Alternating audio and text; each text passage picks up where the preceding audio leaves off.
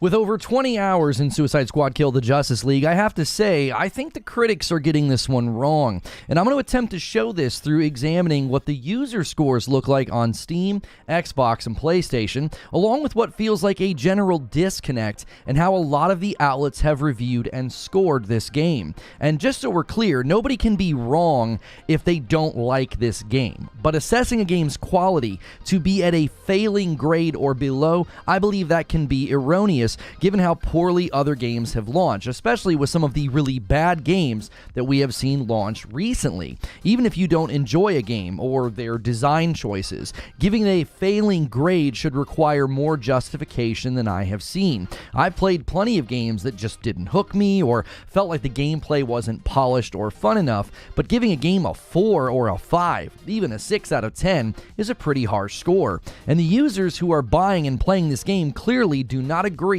with where the critical scores have landed.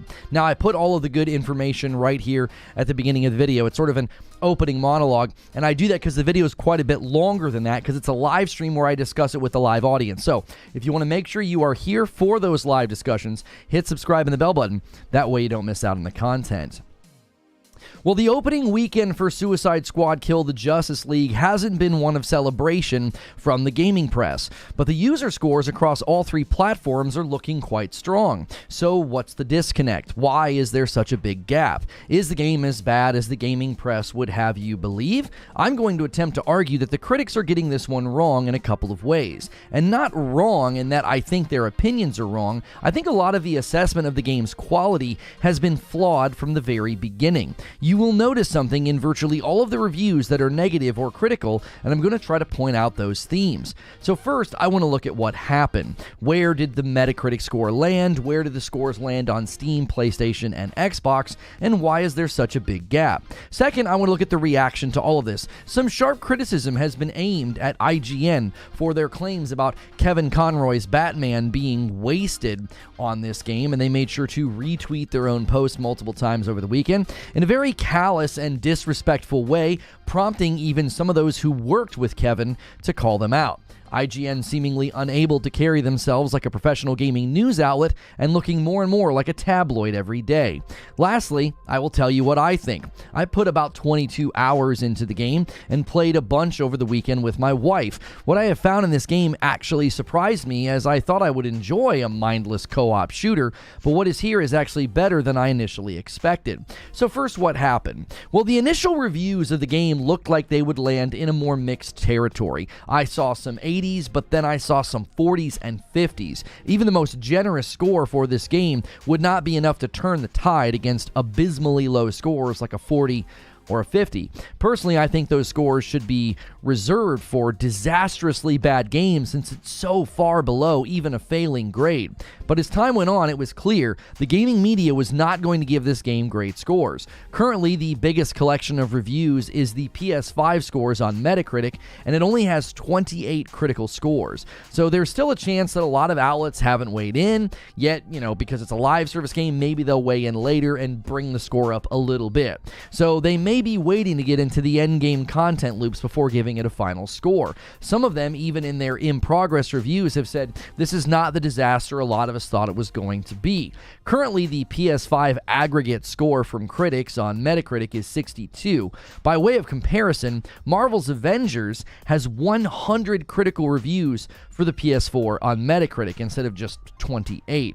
So, with such a small amount of outlets providing scores, we can now look at where it's landing with the platforms, okay? Currently on Steam, it has over 2,000 reviews. Now, I'm seeing false claims that reviews are getting deleted, that there was like 7,000 reviews on Steam and a bunch of reviews got deleted. This is simply untrue. I check the Steam reviews every day, multiple times a day. I was sort of tracking this. I wanted to see where it was headed. So there have not been deleted reviews from Steam, and funny enough, the Steam reviews are very, very close to where the reviews are landing with the other platforms. So with 2,000 reviews on Steam, it's currently at an 85%, and it has a 90% on PlayStation with close to 4,000 reviews, and it has a 90% on Xbox with a little over 1,000 reviews. So that's around 7,000 people who are giving this game an average score that is more than 25 points higher than where the critics are. Now, in my previous coverage, I said that the Metacritic score would not be that good,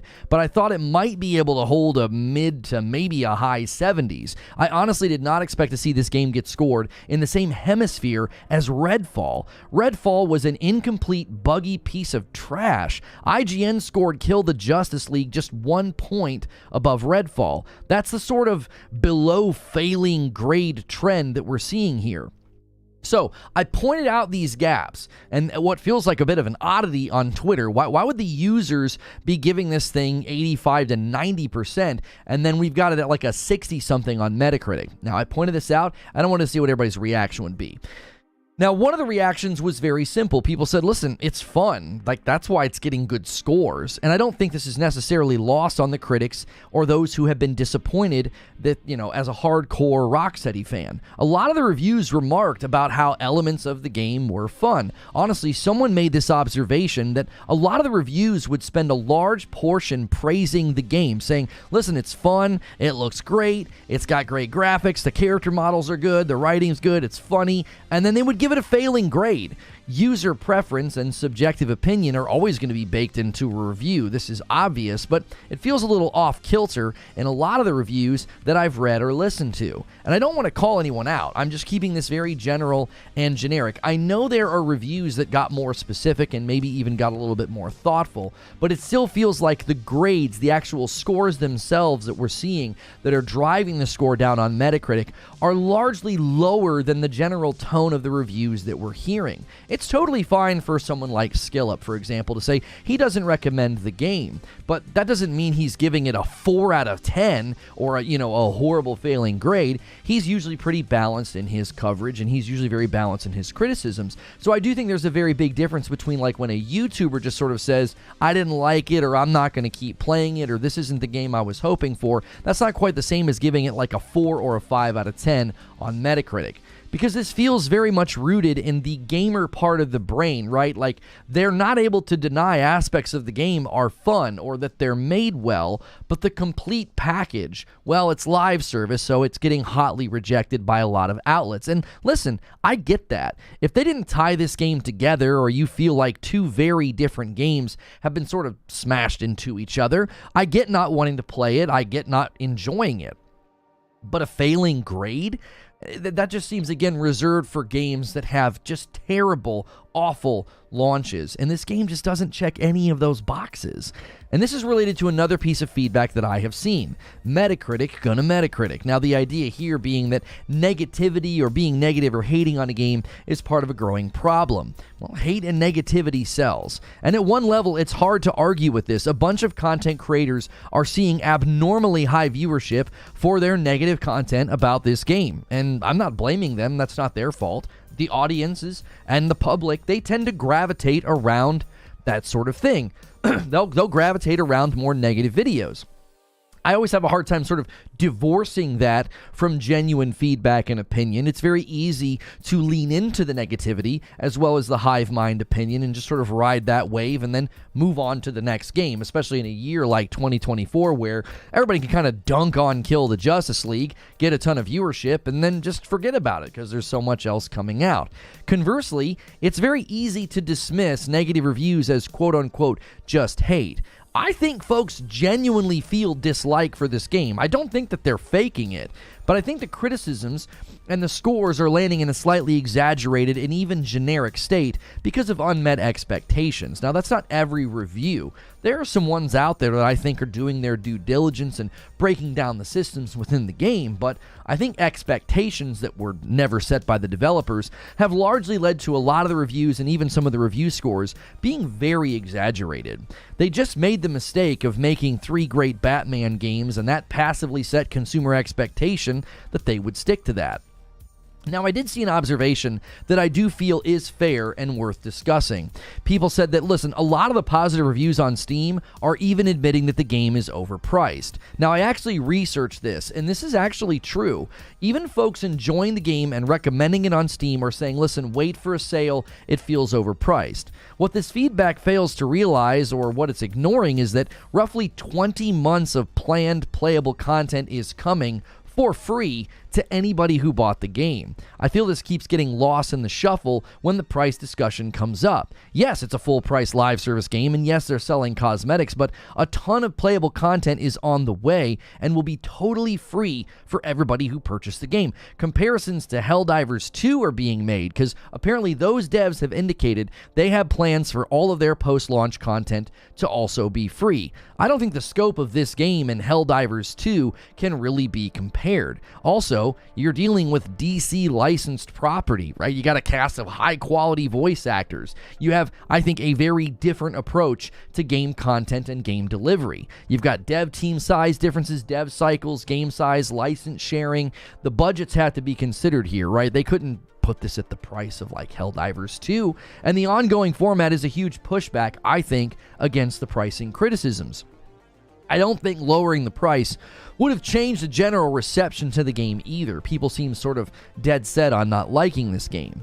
Now, there are those who wanted to explain away the positive reviews, right? Saying things like, well, gamers are dumb and they'll play anything. This really reminds me of the discussion surrounding Foam Stars. Just sort of immediate dismissal because, well, the game doesn't interest you, so nobody could possibly be interested in a game or enjoying a game that you don't like, right? That's like almost insulting to think. Well, that's only insulting or bothersome if you're insecure. There are plenty of people who like games that I would never touch. It doesn't make the game bad or uninteresting. It doesn't make the positive reviews fake or because they're just too dumb to realize, I guess, the game is bad. When this many people across 3 different platforms are seemingly having a good time, the simplest explanation is folks are having a good time. So this would be a good time to switch to tell you what do I think about this entire situation? What's going on? What are the themes that we're seeing in some of these reviews? Well, first, just let me say, after 22 hours, I'm not just having fun, I'm having that itch to jump back in and play. Not since Borderlands 2 has my wife and I, have we had a game where we could just sort of flow with it, loot it, play it, and just have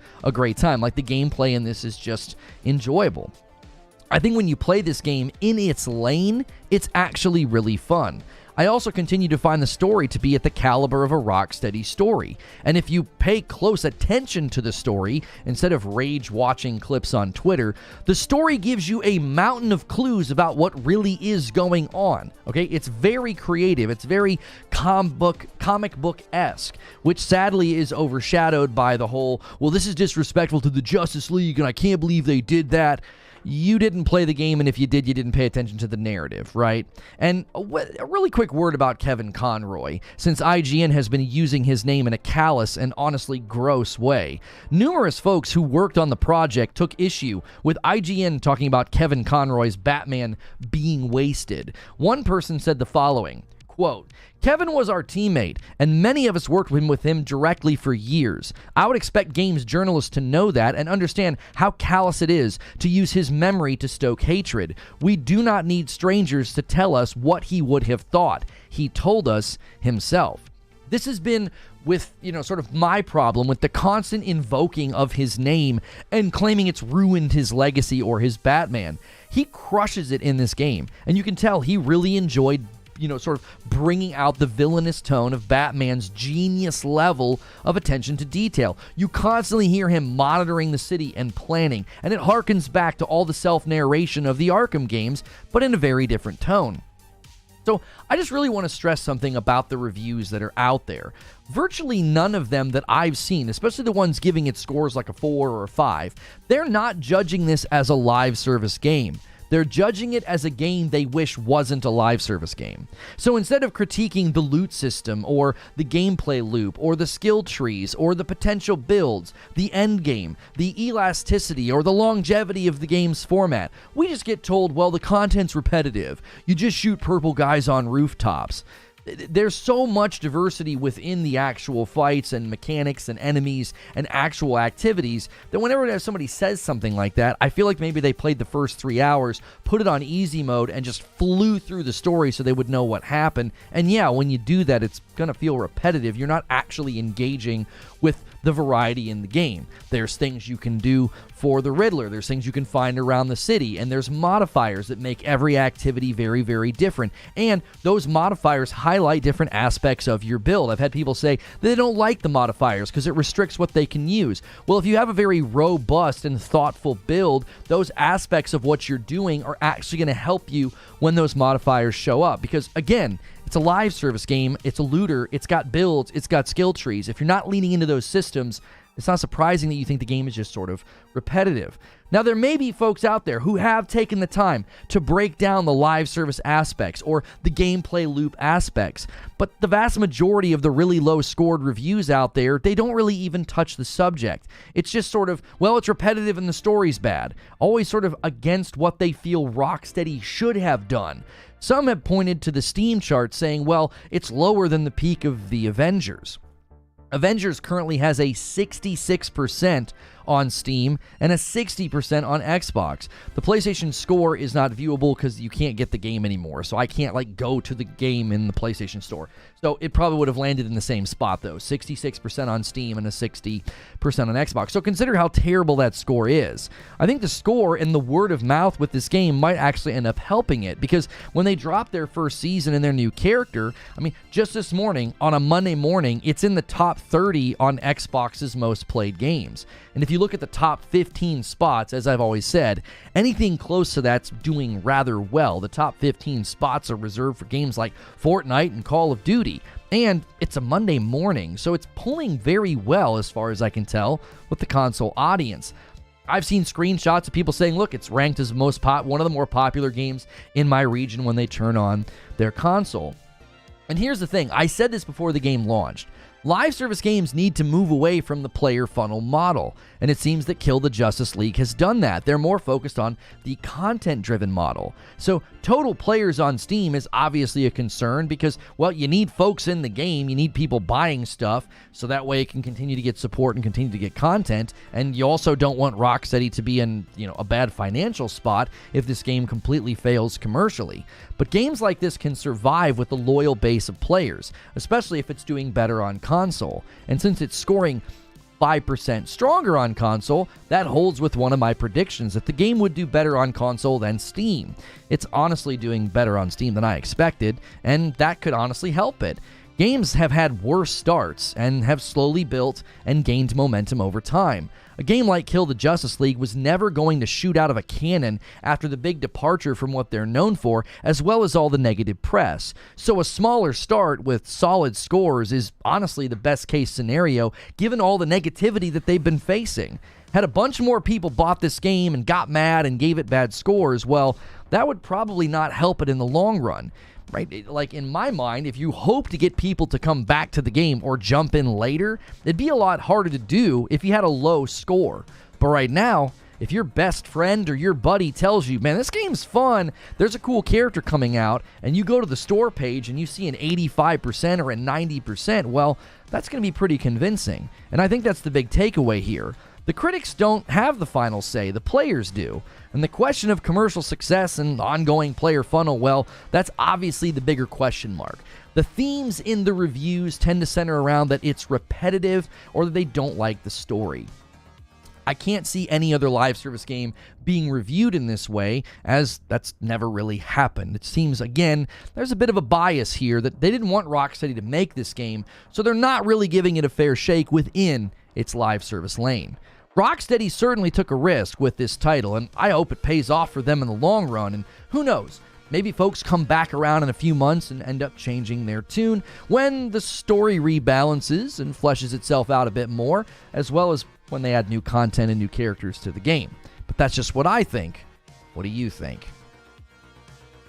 So let me give you my closing thoughts and conclusions on this one. If this game manages to turn it around, right, they manage to turn around the gaming media's opinion, it will likely not be anytime soon. New content and seasons could potentially remove some of the criticisms. The story actually, I think, has some stuff coming that will maybe win back the confidence that some people have lost in Rocksteady's ability to tell a creative comic book story. And more content may bring the needed variety and value that people feel the game is currently lacking. Second thing I want to say is, judging a live service game like a traditional game has just been very strange to see. I can't imagine Destiny 2 getting this treatment when it launched, or The Division. And the crazy part to me is, this game has a lot more story and value than any other live service game I've played before at launch. And even more impressive, as someone who's played a lot of looter shooters, they've done a good job with the loot pool and the skill trees. Now, some people have pointed out that the weapons lack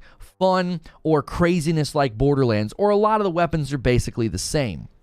Now, I tend to agree, but I also think that leaves room for seasons. You can add damage type, weapon types to really spice things up. They built a good foundation. You don't want to come out of the gate immediately and be like, oh man, here's all these different weapon types. I also think weapon systems in games like this are a challenge. You end up sort of creating a weapon pyramid where certain games are at the tip of the pyramid and everything else doesn't matter. So I actually hope they can add to the variety and the creativity within the loot pool system to keep things fresh every time there's a new season or there's new activities or things to chase. My conclusion is this. I said that I thought this game was going to surprise folks, and some are actually saying, listen, this is far better than I expected. Some are even saying they didn't expect to enjoy it or even buy it, and now they're deep in the game's systems and really enjoying chasing loot and running activities. It seems to be striking a chord with the looter-shooter live service crowd, and many people are saying that this is basically just Borderlands. And I even said if the game would have been built by Gearbox and didn't sort of extend itself on and attach itself to the Arkhamverse, I actually think this game would be scoring much better because people would have expected an irreverent live service shooter with the fun story, and then it would have probably gotten better reception. But here we are. This is the game we've gotten. It's from Rocksteady, so it's going to face some of those additional criticisms. You know, I also think people are talking about how long the game's going to last. You know, they're looking at these Steam charts. I'd actually be curious to see if word of mouth helps this game. If we end up seeing a new character get added or a new season be when it hits its player peak. Because I actually am more encouraged by the fact that it didn't have this out-of-the-cannon strong start and then this huge drop-off. This is the kind of game that's better suited for the slow burn and the slow build, where they prove the concept, they prove the quality, and slowly over time more and more players jump in. That's probably a better scenario than what we've seen before with live service games, where they hit insane numbers the first week and then nothing happens after that. Now, time will tell if this experiment pays off for Rocksteady or if it slowly crashes and burns. But for now, I'm playing. I'm having fun. I'm looking forward to the new content. I'm honestly hoping for the best because I do think it's a good game. I've been wanting an ongoing looter-shooter co-op game to play with my wife, and I've got one, and it's been a good time. But those are just my thoughts. Now it's time to hear your thoughts. Good morning, good afternoon, and good evening. Listen, I know you guys are like, why are you not covering the absolute 4-scale alarm victory lap, you were right, Lono story? I had no time. The few tweets you saw me tweeting yesterday, it got me into a little bit of trouble with my wife, okay? Sundays are super jam-packed full. We had church. We had to make a meal for a family that's kind of going through some stuff. Then we had to go to our fellowship group where we like hang out every Sunday. I was like tweeting right before we walked out the door and then, you know, checking it periodically. And then I was up late last night checking it. And again, I probably shouldn't have been doing that, but the story was too big to ignore. But what that meant was there was no way I was covering that today, okay? There was no way I was going to be able to properly research it and vet the sources and look at what's being said and write up a monologue. I didn't have time for that. You guys know I don't pivot. It's very difficult for me to pivot. In the history of this channel, I think I pivoted like once, and it ended up making the show really, really late, and I had to like write my monologue that morning. So we will be covering that tomorrow. We will be covering that tomorrow. So don't worry. Please don't hijack today's show. please don't hijack today's show, okay? I definitely am going to be covering that tomorrow. I wanted to give that story its due diligence, and, you know, obviously we want to take a victory lap, but we want to do it in a way that's not, like, you know, rude and unkind, because we were treated pretty unkindly the last couple of weeks, and I'm not going to return the favor. Devil Shooter with 9 months says, can I get a happy birthday shout out? Happy birthday, Devil Shooter! If you're paying for your own membership, make sure you get off of the gifted tier. Gifted's is $5. It's reserved purely for those who gift members. You want to be at the $6 tier. It's the member tier, so make sure you go through the process of upgrading that. DK Bager, Han shot first, and so did you. There it is, first gifted member of the day, and Roro Raven gifts a member as well. Thank you guys so much for doing that. Go through the morning ritual. Go through the morning ritual. Hit the like button and make sure you're subscribed to the channel so you can talk. Make sure you guys are plugged in. Make sure you guys are plugged in to the community. Teddy says, if any other studio released this game, it would be praised. 99% sure of that. I'm just going to continue to come back to that, Teddy. I'm telling you, if you strip away all those expectations of, like, well, what Rocksteady should do, it's like, if this game was a Gearbox game, you'd be getting 9 out of 10s. People are like, this is the best looter shooter they've ever made, you know? Jam-packed full of funny, winsome, irreverent story. And instead, it's like, you know, I don't even know. And again, I get that people are breaking down the systems. I get that people are breaking down, you know, the gameplay loop, the loot tables, but it's a live service game. Like, they have to be able to build on top of that. They, like, live service games tend to do that. I can't help but think that, like, what if we would have judged Destiny this way when it came out? What'd you think of SkillUp's review? I have a lot of respect for SkillUp. I didn't have time to listen to his review. I'm sure it's thoughtful. I'm sure he breaks down all the reasons why he's either disappointed or doesn't like it. I don't have any issue with... I think the YouTubers are the ones that I don't really have as much of an issue with, because they tend to be the ones that are a little bit more like breaking down the different aspects and being nuanced, because their audiences are a little bit more, you know, gamer minded. I'm more irritated with the scores that are so incredibly low. Like a 4 out of 10, bro, that's like an abysmal game. That's like a total absolute bad launch, buggy, glitchy, incomplete game. Like a 4. I'm seeing 4s and 5s. That's below a failing grade. It's one thing to be like, yeah, I didn't like it, and then you give it like maybe like a 6 or a 7. But the minute you start seeing scores that are either like the solid 6 or down, I'm like, it's that bad, really? Like, oh my gosh, why? And I thought the one person was good in their observation. They said, look, a lot of the reviews will spend a good portion of their time talking about all the systems, the gameplay, and how fun it is, and the characters, and you know, the graphics and the performance, and then they'll give it like a 4. And it's like, yeah, I said the same thing. It's like their criticisms are like a scalpel. Like, they're finally going through and saying, like, this I didn't like this I didn't like that. And then they get out a machete and they're like, yeah, it's a 5 out of 10 game. It's like, what? Yo, a gifted member coming in with Kicking It with Timmy B takes us to 3 out of 25. I got to give you guys a goal for this week, man. You guys have been crushing it lately, and Friday nights have been an absolute blast. This Friday night, Hilly and I will be playing Helldivers 2. Those streams are a blast, and everybody gets to come to a Hilly Hijinks stream. So all gifted members can come tonight. Let's drive that number, and let's show them what Friday nights are all about. Roro Raven with a $5 super chat tip. Give it 3 years. The hate bandwagon will watch one video essay, and the bandwagon will switch to it being an underrated masterpiece. Ashen with 29 months says, from my perspective, it looks fun, but as a live service, seems weird to me. Didn't everyone cheer for Modern Warfare 3 getting a 4 from IGN? I mean, I think when you judged MW3 as a full-priced package, yes, the campaign was horrible. It was awful, and it also was buggy, and it was glitchy. Like, come on. How long was that campaign?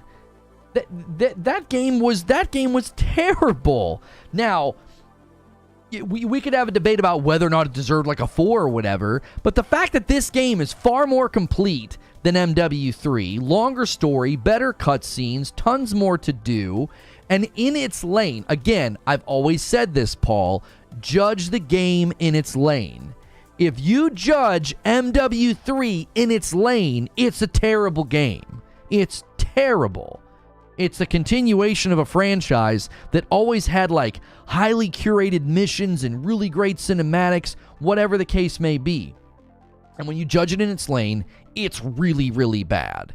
When you judge Kill the Justice League in its lane, it's like, this is a good game. Like, this is a really good live service game foundation. They've got so much that they could do. And the fact that we get really good story, and they're like, I don't like the story. Okay. You're allowed to not like a story. Does that make the story bad? Does that make the voice acting poor quality? Does that make the writing poor quality? Does that make the scenes bad? The characters? No, you're allowed to not like what happens in a story, but that doesn't necessarily make the storytelling bad. Does that make sense? If the game was $40, do you think scores would come up? Marcus, here's the problem with the price. A lot of people have said that, okay? Even the people on Steam are saying that. They're like recommending it. They're like, hey, this is actually fun, you know, but wait for a sale or whatever. My only problem with that feedback is, why don't you wait and see what comes with the season, since you don't have to spend any other cent on this game? So when you spend $70, you're not just buying the base game. You're buying seasons 1 through 4. You're buying seasons 5 through 9. Like, you're not just buying the $70 game. Now, oh, yep, you're done. Put it away. You're all done now. It's like, no, there's going to be content out in a month. A new playable character, new content, new gear, new story. There's going to be episodes with both Scarecrow and Two-Face. And I'm like, what? We can't factor that in yet. So $40, if this was $40, are you kidding me? Have you seen their roadmap? That would be unbelievable, $40. And then what? And people are comparing it to Helldivers. I'm like, you think the scope of this game and what went into it is comparable to Helldivers? I think Helldivers 2 looks fantastic. Helldivers 2 is also a much smaller game in scope, a much smaller game in style, right? You don't have the level of cutscenes and writing and voice acting and all of that in Helldivers 2. It's not even that kind of a game, which is totally fine. Helldivers will be better. I don't even know if you can compare the games. I think that comparison's just kind of odd to me. It might be better for you, but to act like, oh, it's going to be a better game. It's like, I just think that's kind of a weird comparison. If it was $40, they would charge for the added content. That's exactly right. And then they'd be in another scenario, Kaiser. It'd be like, well, for $40, this is a pretty fun romp. And then they'd be trying to charge money for the seasons. And people would be like, yeah, I don't think I want to buy the season. You know? There's nothing wrong with the voice acting, the mocap.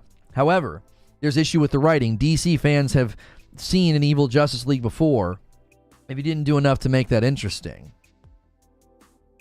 I've played games with pretty bad writing. I've played games with pretty bad story. And I just don't think this is one of those games. I really don't.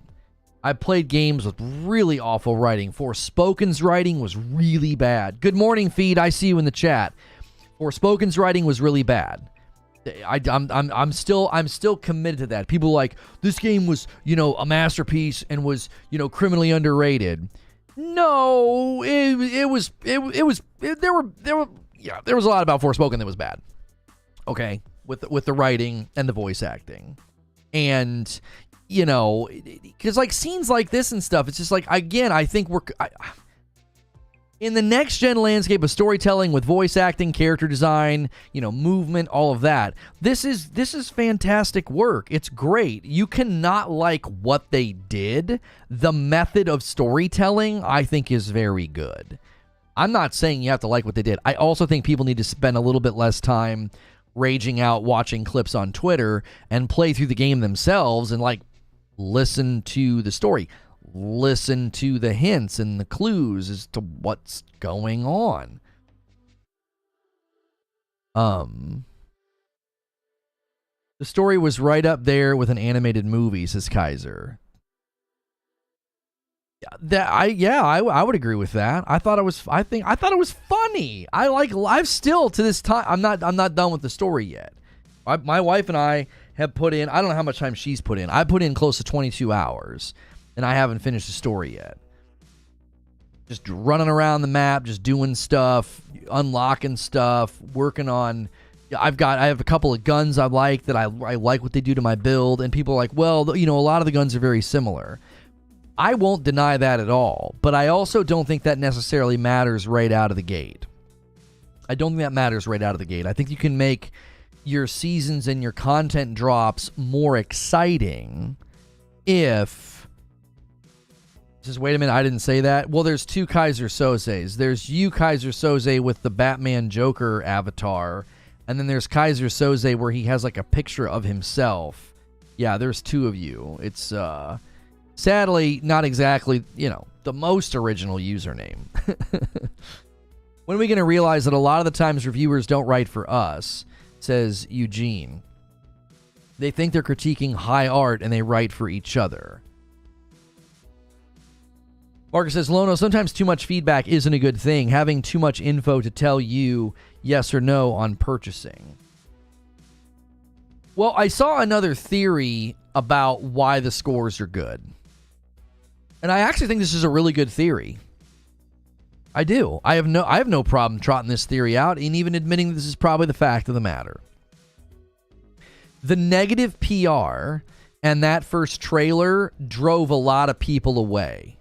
And they just didn't buy it. And what that means is the people that bought it, they paid attention to the marketing and they're like, oh, I want to play that. They bought it and they're giving it a good score. So like, on one hand, that's good that people paid attention to the marketing and they're like, I'm not going to like that game, and they just didn't buy it. On the other hand, that's not great for your player funnel. Like, long term, that could mean that this game actually ends up flopping commercially. As much as I like it, facts are facts. This game could fail. This game could fail and flop commercially. The player numbers don't look so hot. They don't look terrible. I think this game's going to do better word of mouth. I think you're going to see it go up in player count, potentially second weekend on Steam, to higher than what it did. It wouldn't be hard to beat that player peak. I mean, it was only like 13,000.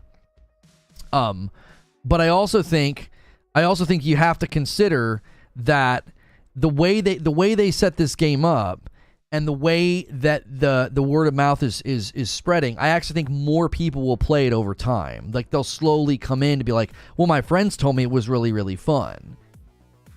It's failing right now with 4K players on Steam.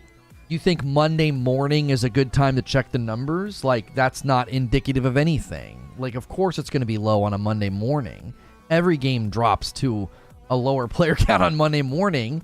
The point is that if you hear that it's fun, if a new season comes out and you're like, let me go check out this game, you're going to see a game with an 85%. You're going to see a game with a 90%, depending on what store you go to, whether it's Xbox, PlayStation, or Steam.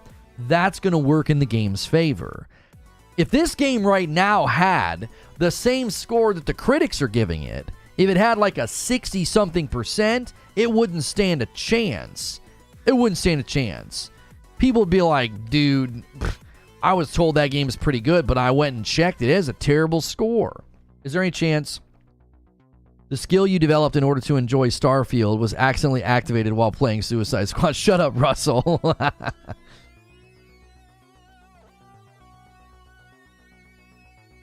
I didn't see Diablo 4 judged this way, for being repetitive. It was, that game was really repetitive. I put it down. It was so repetitive.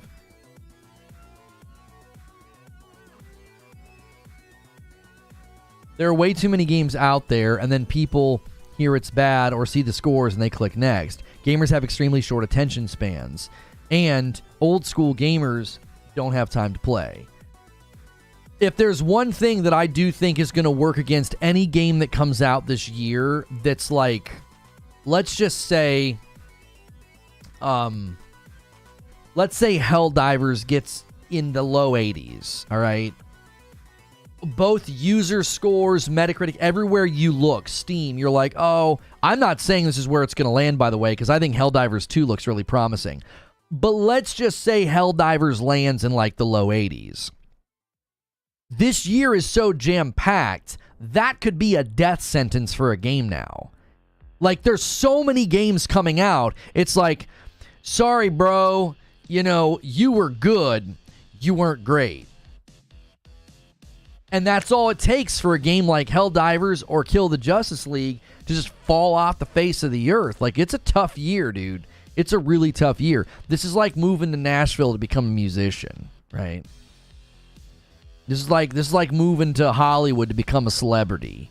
You got to be absolutely fantastic to break out. Like, there's just too many games coming out this year, and that could be really, really challenging for games like Kill the Justice League or Helldivers 2, where they're just in a little bit more of a basic lane, and I don't think that's a problem at all. I think the biggest dilemma facing Kill the Justice League is the budget that went into it, and the fact that they probably have some decent license percentages, and they have quantity of sales they have to hit, and I'm worried they're probably not going to hit them. Now, they could over time, because they could have that word of mouth, slow following growth, but I worry that a company making anything for these comic book licenses, they have to hit quantity of sales that are it's just going to be too high for them to hit. This game was probably, set up to fail well before it even hit the shelves. Like, when that trailer hit and the PR started looking pretty bad and people were like, we were hoping for a new Arkham game, and you guys built frickin' Fortnite. You built a Fortnite limited time mode. I think that a lot of people are going to look at it and say, it's not going to hit it was basically destined to not hit what they needed for sales when the marketing started. It was kind of over at that point. The hive mind of the player base had moved and been like, yeah, live service is kind of annoying now. It's such a shame because the game is genuinely fun. Yeah, this will be one of the few times where I'm like, man, that's a shame that happened to that game. And here's the thing. I always cheer for games to have a comeback. Like, I'm cheering for Starfield, and I cheered for Starfield to have its comeback moment before we heard the recent news. Like, you can go look. I've got a video like Starfield can learn from Cyberpunk. Like, Phantom Liberty so fully turned Cyberpunk around for me. I was like, man, I would love for, in the future for Starfield to have a moment like that. I think the challenge with Kill the Justice League is, if you decide from moment one that you don't like it, it won't be like, oh, it's buggy, or oh, it lacks content. They fix those things. Time for me to come back, right? That would be the concern, is like, no one's even going to feel no one's even going to feel the desire to come back and check it out. They're going to be like, yeah, I didn't like it. I thought it was a bad game. It's not like when No Man's Sky was lacking features and then they jammed all those features in. That's pretty compelling. Yo, Mile High with a $10 super chat tip says, I never would have considered this game based on the reviews. I'm buying it today along with a buddy of mine based on your coverage. We will leave a review after playing. Well, I'm not trying to convince anybody to play it. I've just tried to give people a full picture of the game, so that I honestly have told some people not to buy it. I'm like, no, don't buy it. You're not going to like it. Because there's definitely some people, I think, that would boot up this game and within about 3 hours be like, yeah, I've made a mistake. If you know what you're buying, if you know what you're getting into, I think you can have a lot of fun with this game. Yo, good morning, Broken Lobo. How are you?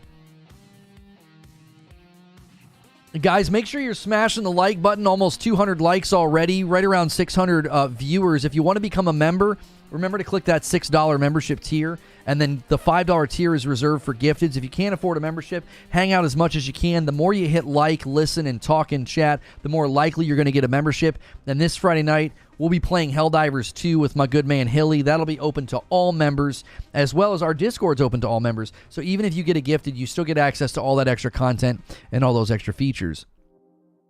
This is going to age me, says Graybush. But man, sometimes I miss video game rentals. Solution, go rent the Justice League, play it for a couple days, decide if you like it or not. Rob V gifts a member. It takes us to 4 on the day. Thank you so much. You guys did hit 2750 last week, so be sure to check out the past broadcast where I wore a Deadpool onesie when my wife and I played Suicide Squad Kill the Justice League. It was really, really fun. We had a good time hanging out with you guys. It really was a good time. And now, first week in February, we're still at 2,700. I think we should set our sights on 3K. I think we can hit 3K this week. You guys just have to decide, what sort of embarrassing antics you want to get me into, as your reward. I would smash the like button, Lono. Your opinions and what you do in this channel is awesome. Thank you so much, Gilly. I understand you aren't trying to get anyone to buy, but your fair and thorough review and in-depth coverage revealed a game to me that I wouldn't have ever considered.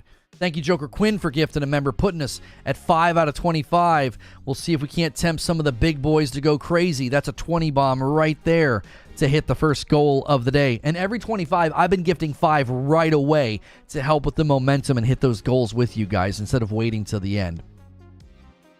Only a few hours in, but one of the issues I have is all the open world encounters seem small and limited. I was expecting and hoping for more strike-like encounters. I don't disagree with you, Quarterfish, and that's where I'm wondering what some of the new activities will be. We know there are new locations, but also new activities coming in the future seasons. And for me, I actually think you're right. I think they could be really well served by an area that you sort of traverse through and move forward, like that forward momentum you feel in a strike in Destiny. I definitely think they could bring that in the seasons, and people could be like, okay, the new content loop or the new activity is a really, really good time. I actually think they also need to lean in on the mechanics. The Green Lantern fight is fun. I liked fighting the big purple cannon. The Flash fight, I wasn't paying attention and talking to chat, and I was being carried by people that were a lot stronger than me. That fight I still thought was good, but I think the more they lean into mechanics, the more you can have like that mini raid boss feel to a fight where you've got all these different things you're trying to satisfy while, contending with the big bad. Hate the stupid bus missions. Oh, right. People have been complaining about the escort missions. And to me, it doesn't feel like a traditional escort mission, so it doesn't bother me. I don't feel like I'm having to frantically chase or stay near. It's really easy to just float around up in the sky. Periodically, you got to stop and fight. They don't bother me that much. I do think they would be better suited by having. I also think that having wave encounters could be really good. I think sort of like a horde mode area could be really good. Like the further you get, the better loot you get. The further you get, you fight more bosses, more complex bosses. Every round or every couple of rounds, the modifiers could change up, because I think the modifiers are really one of the best ways for the gameplay to stay fresh. And that makes you try out different things. Because whenever those only your crits, only critical damage counts, what I do is, typically, I have 2 guns, one for each of you. I have 2 guns that, one does crit damage to grunts and the other does crit damage to brutes. And it just makes it really fun. I'm basically pouring crits the whole time when that modifier shows up. It's like I'm kind of built for that modifier. Is there a way to find the clan? I don't see a search clan option. I think we have to invite you. So there's a spot in the Discord for you to go put your name, and we'll get you in. The Brainiac is a mini raid or dungeon boss. I just think people are talking crap because it's easy to ride that narrative instead of saying the game is actually fun. How am I feeling about Suicide Squad Kill the Justice League? I'm actually enjoying it more than I expected to. I'm playing it more than I expected to. Like, I'm playing it off stream with my wife, and we're having a good time. I'm not like, you guys know me. If I'm not vibing with a game, dude, I am not going to make time for it. I'm not. There's just no way. I'm too busy. If this game would have landed and been disappointing and not fun and not have things that I enjoy, dude, I would have quickly walked away and been like, nope, I was wrong. You guys were right. This game ain't it. I genuinely have that draw. Like tonight, I'm like, oh, there's a show we like to watch on Mondays. Do we watch the show or do we play? Like, I feel that. I like feeling torn between those types of choices. Like, that to me is always a sign that we're in a good place as gamers. When you kind of feel like, you know, should I make time to play or not? Or what should I make time for? I mean, we're about to be faced with a bunch of games. Like, this isn't the only game that we're going to be, you know, potentially faced with that dilemma. And, you know, and again, is the clan full? Is there a limit on how big the clans can be?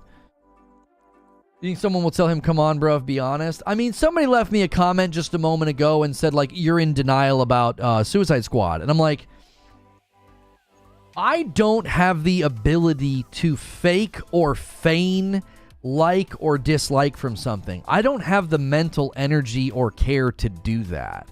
Like, it should be pretty clear after the last couple of years that I care very little what people think about me and my opinions, to the point that I've tried to soften my tone and how I talk about things because, you know, we don't want us to come off like brash and unwelcoming. Like, do you honestly think I would spend all this time being a guy that's just like, yeah, that's what I think. I don't care what you think. You could, you know, come in and argue with me, come in and debate with me. You think I would honestly waste a single moment of my day being like, faking liking a game or faking playing games? Like, I don't have the mental capacity to do that, right?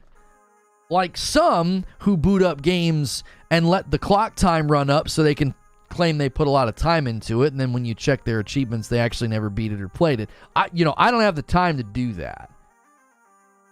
I don't have the time. I don't have the time to do that, man. You know, if I like a game, I'm genuinely going to be playing it. Only 16 people to a clan? Oh, gosh, did we hit the limit? Yes, tomorrow. Listen, I know a lot of you are here right now like, man, I can't believe he's covering this instead of covering the news about Xbox games coming to PlayStation. You better believe that I'm taking that victory lap tomorrow. Don't you worry your pretty little heads. I will do it, okay? I did not have time yesterday to pivot. I had this entire thing written and ready to go. I'm shutting my office down to go upstairs because friends of ours they got a bad situation that's turning good, so we're excited. Like, okay, it was a little scary, but they need meals made for them, and it was our turn, so we had to leave earlier than we typically do on a Sunday evening. And I was like, I literally pulled out my phone and I was like, oh my gosh, sent a couple of tweets, and that was it. I did not have time to pivot. You all know pivoting is really, really difficult for me, right? I don't have time to suddenly uproot my life. So, only a lap. Ashen Hollow, it's going to be a world tour, right? Victory lap, 1 lap. Gonna be a dadgum world tour, son. Don't you worry. Don't you worry. What's the news? Yeah, you'll find out tomorrow, right? How much prep time do you need to say I told you so? Come on, you know? I'm actually kind of curious, before we move on to talk more about Suicide Squad Kill the Justice League, whatever happened to that guy's sources that were going to just absolutely shred me? What happened to that? What's going on with that? Did that ever happen? Hello? No? I wonder why. Weird. Tastes like victory. Anyway, back to Suicide Squad Kill the Justice League. We've said a couple of things this morning about how, you know, if it had been made by a different studio, it would have scored better. You know, the reactions of, you know, hey, listen, it's fun. It's fun. That's why it's getting good review scores. Like, are you guys, if you missed the show open, did you guys see? The whole point of today's show is the giant chasm between the review outlets have this thing landing in the 60s, and the game has an 85 on Steam, a 90 on PlayStation, and a 90 on Xbox. My personal rating is an 8.5. Yeah, 8.5. It's way better than I expected. I expected this game to land as like a solid 8 for me. I thought it was going to be fun, kind of throwaway, but I'm like, oh no, I'm in. This is good. This is like a Borderlands Destiny Division thing that it's great. Now listen, that's a bias I have to own. My history with Borderlands and Destiny and the Division, there's a lot of grooves that this game gets traction with me. And because of that, I'm like, yeah, this is scoring a lot higher than I thought I was going to score it.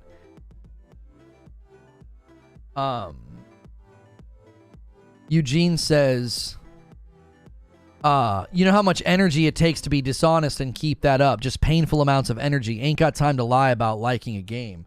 Especially with how my propensity is to dismiss a game maybe too quickly. That's my propensity, is like, don't like it. Like, my propensity is not to like fake it until I make it. Like, if I don't like a game, I'm usually like, peace. There's other games coming out. Isn't there also a gap between Oscar-worthy movies and the summer blockbusters that people love to watch? Well, and I think that's well stated, Zubair. Like, you gave me the analogy, and I kind of come back to it every now and again. It's like, this is a double cheeseburger. This is a greasy fast food double cheeseburger. You know, sometimes I want to reverse sear a ribeye and cook some asparagus to perfection and like have it all nice on the plate and have like a glass of bourbon and have like, that's my quintessential meal. That's my final meal, right? You know, this is your final meal. That's what I would choose. But sometimes I'm Robert Downey Jr. and I'm like, dude, get me a frickin' cheeseburger. Like, that's all I want, like he does in Iron Man. And he just wolfs down these cheeseburgers. Sometimes you just want a double cheeseburger. And it's like, there are video games that are like Ghost of Tsushima to me, or Hellblade, or Ori, or The Last of Us, or God of War. They're like works of art. They're masterpieces. And then there's Kill the Justice League. Irreverent, silly, goofy, looter-shooter, run around, blow stuff up, slam the ground. Like, it's a double cheeseburger. It's like, oh, man, sometimes I'm in the mood for this. Like, this is fun. And I think that's why this game has potential. I think this game can hook people on the console market especially, because they'll say... And I think some of the pricing criticisms on Steam where they're like, well, they're giving it a good score, but then they're saying wait for a sale. I think that dialogue all completely reverses in 6 weeks into season 1. I'll say it. So that's season 1 starts in March, and then 6 weeks in, the second story episode starts. I think that's when people say, okay, all right, okay, this actually works. This game's got legs. No disrespect, but your commentary on Suicide Squad can apply to Starfield. In what way? What do you mean, Dark City? I have said for a very long time, I value the user score over the critics heavily. I have been saying that for 9 months or more. I've been saying that since before Starfield came out. After it came out, I've always said the user score matters more. I don't care that you convinced 80 people to give you, decent or padded scores. I don't care about that. When I got tens of thousands of people reviewing a game, that's where I go. That's who I rely on. I think gamers have the final say. Always. Always. Because they're going to determine the money and the revenue anyway. Not your Metacritic score, which is heavily related to tomorrow's topic. Prior to the release, Lono was saying Kill the Justice League was going to be good. Got to continue the narrative. No. See, what you're doing is you're insinuating that I'm being dishonest. I'm the first person to throw up a thumbnail. It's like, I was wrong. If I was wrong about this game, I would have been the first person to say it. Why? It's good content, and I would probably get better viewership on those streams, on those videos. I could do a whole series of why Kill the Justice League stinks. Like, I could do a whole series and probably get more viewership and make more money. There's a lot of motivation in not telling you what I really think right now. Is that it's fun. I like it. I think the critics are getting this one wrong. I think this is a slow burn. That was a gold badge saying this. I don't know. I'm not sure why you would insinuate I'm keeping up a narrative.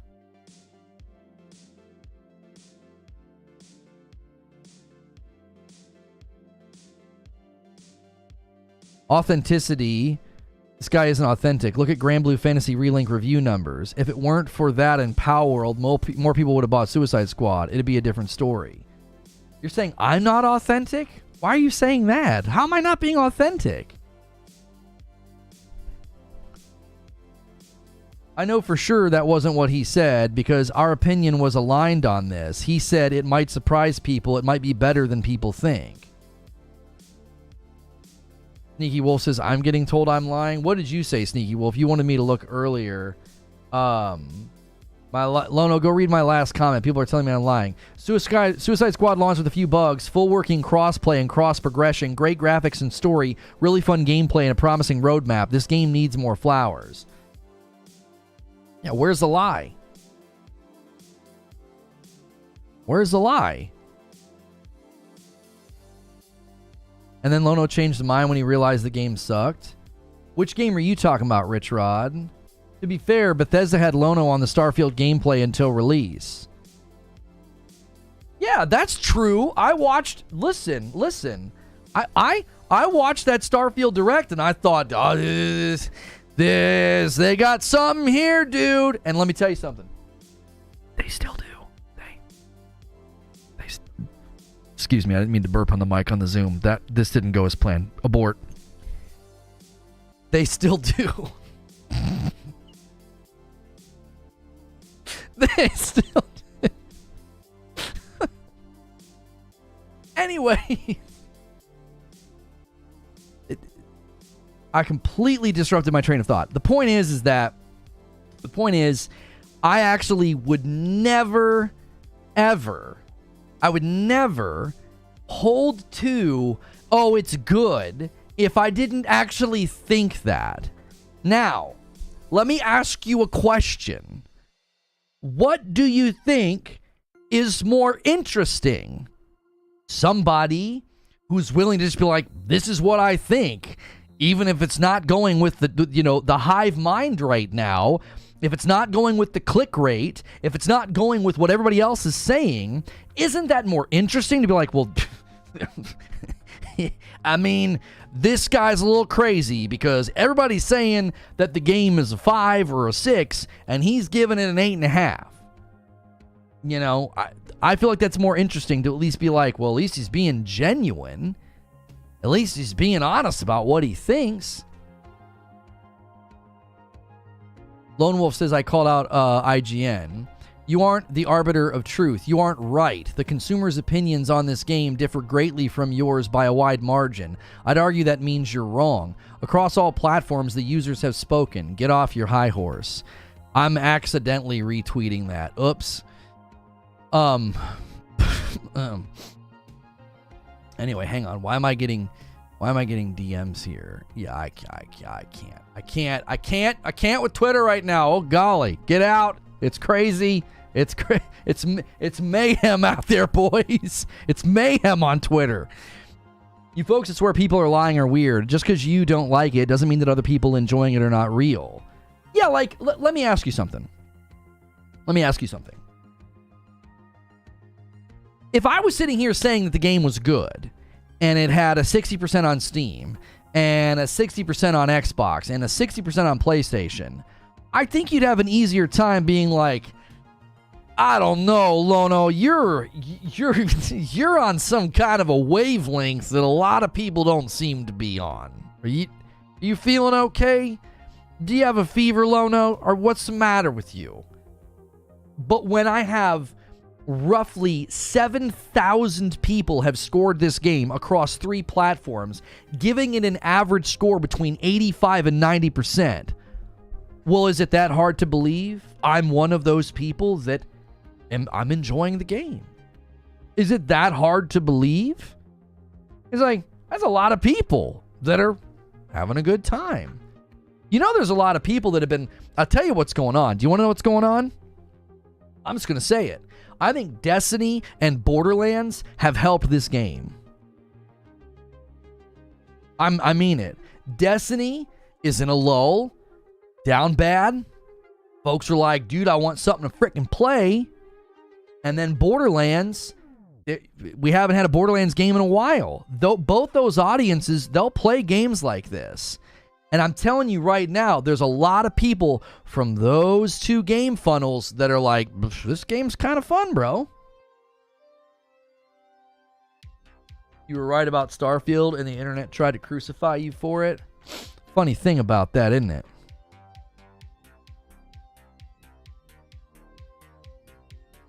There is a popular video on YouTube right now comparing Arkham Knight's graphics to Suicide Squad, and it's pretty apparent they're using a texture mod. I made a comment that they were being slightly deceptive in the comparison. Some random guys just attacked me.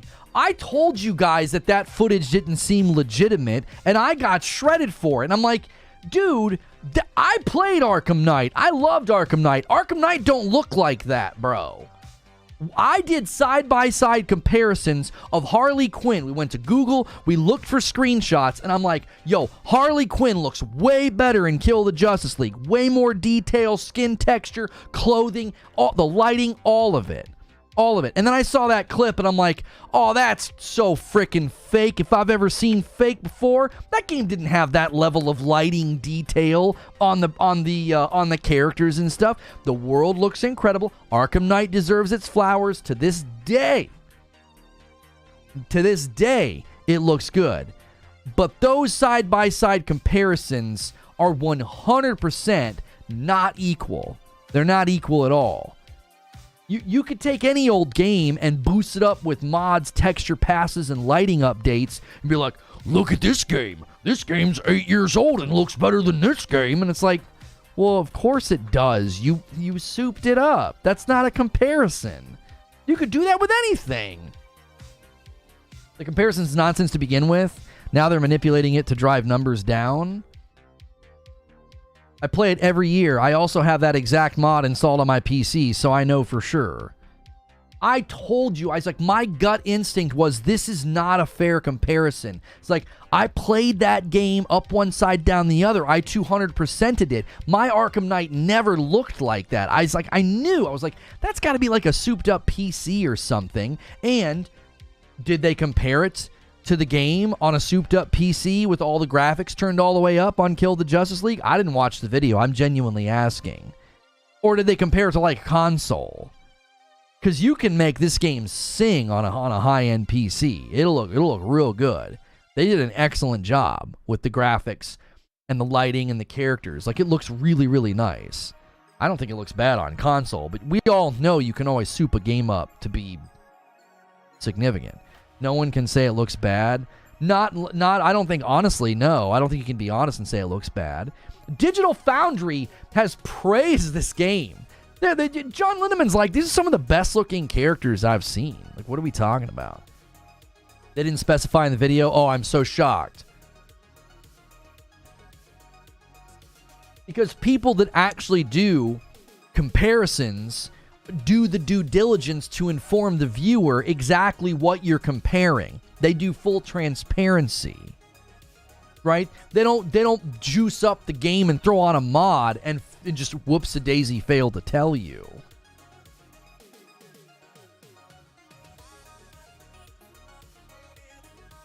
When you said people can have an opinion on this disgusting amalgamation of ideas they call a story.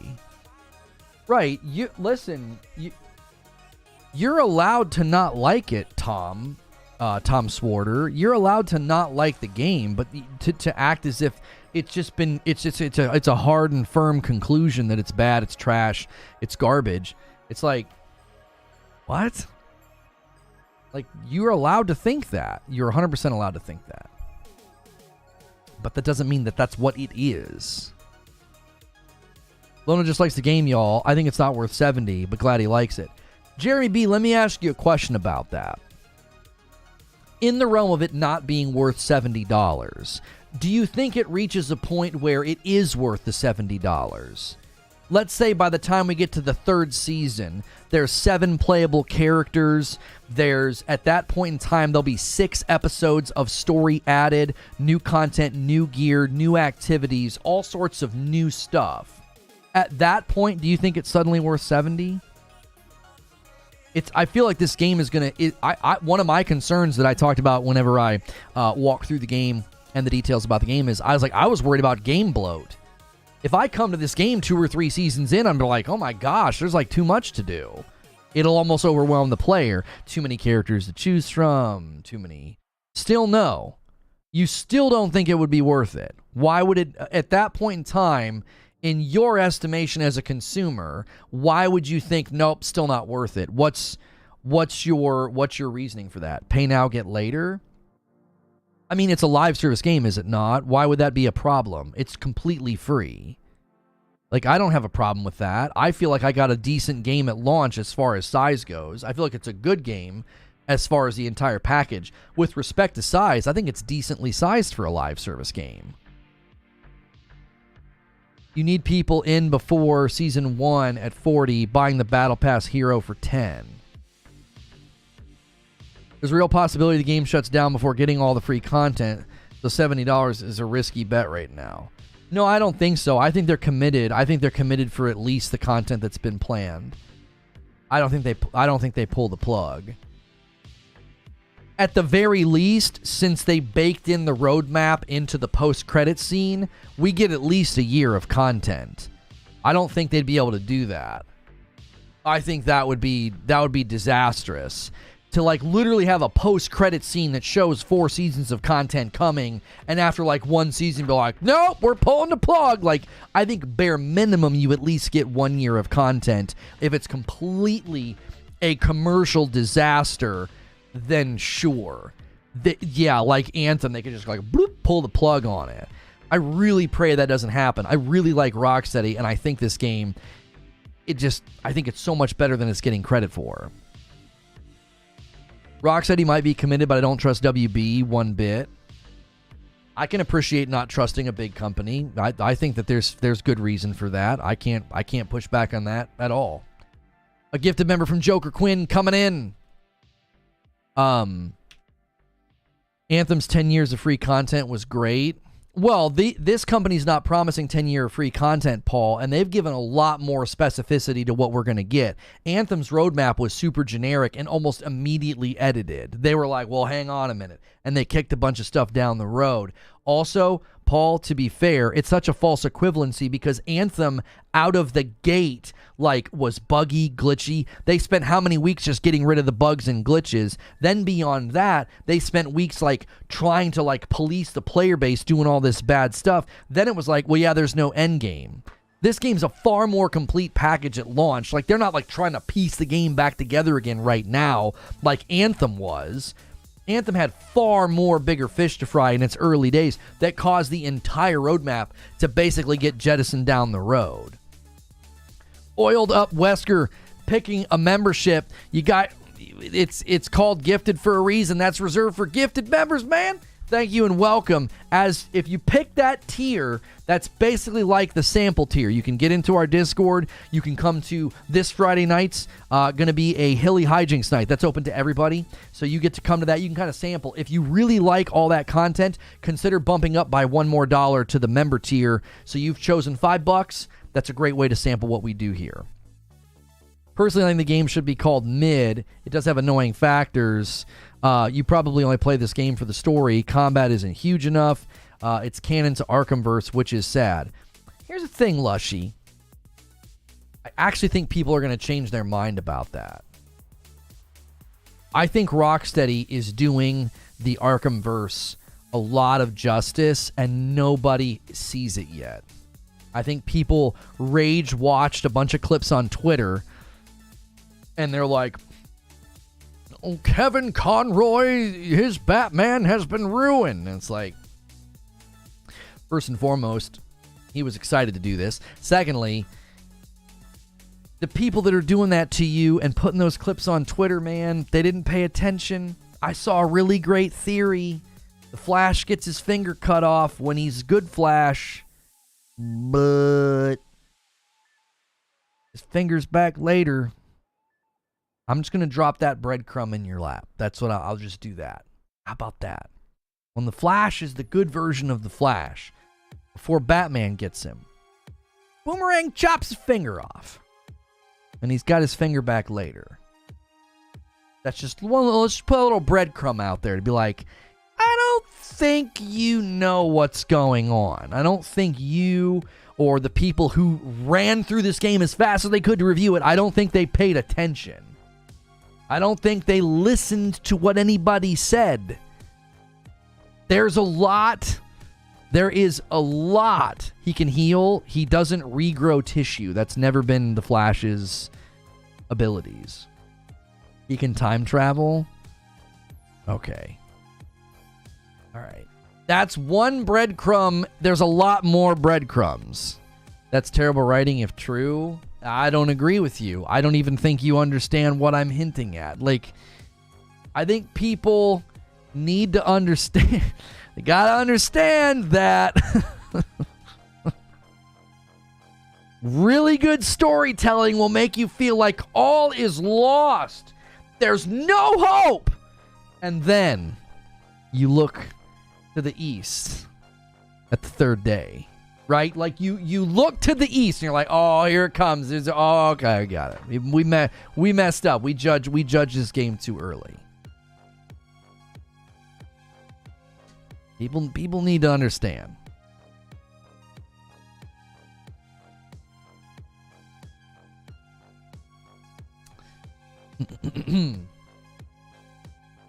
Then King Shark gets power ring. That's bad writing, as it cannot happen that way.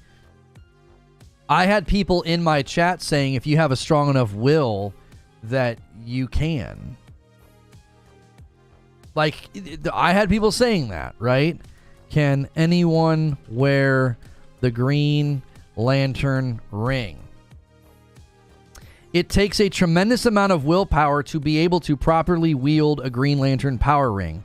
If a random person without sufficient willpower were to find it and put it on, they'd be unable to get it to do much of anything. That's according to Google.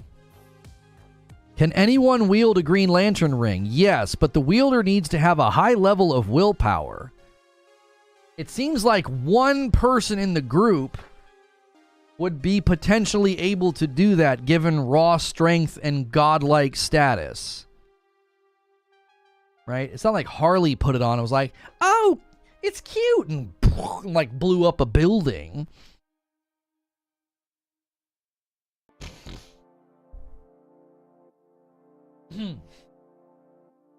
The comic writers of Green Lantern have come out and said it can't happen. Oh, all the people in charge of Green Lantern's canon that's constantly reset, changed, and written by different people, they all came out and said that together? Did they hold like a meeting? Really? Since when is there like a group of people who can determine what a hero can or can't do? That's not a thing in comic books. Shark's a god, right? Yeah, like he talks about it multiple times. He's like, it's basically like beneath him to be hanging out with a bunch of mortals. The dude's a god. People are like, yeah, you can't do that. And I was like, I just did a quick Google search and it says that if you have extraordinary willpower, you could. And he barely is able to do it, and it lasts for like 60 seconds. He doesn't like spend the rest of the game as the new Green Lantern. It's called lore canon. So everything I've searched online that corroborates what people said in my chat the other day, that's wrong. You're correct. You're the right person in the room, and everyone else is wrong. So I've got 2 different websites tracking comic lore that said if someone has extraordinary willpower, they could. And a godlike shark being did it for 45 seconds. It seems like maybe that you don't know what comics are and what comic book characters can do. Ben says he is literally a god. Nobody with 22 months of membership. Sorry, Lono, but I tried to enjoy it, but after the Batman fight, I can't continue to play it. I'm not trying to convince anybody to play it. Paul says, come on, it's all based on comics. Lore is lore until it's not.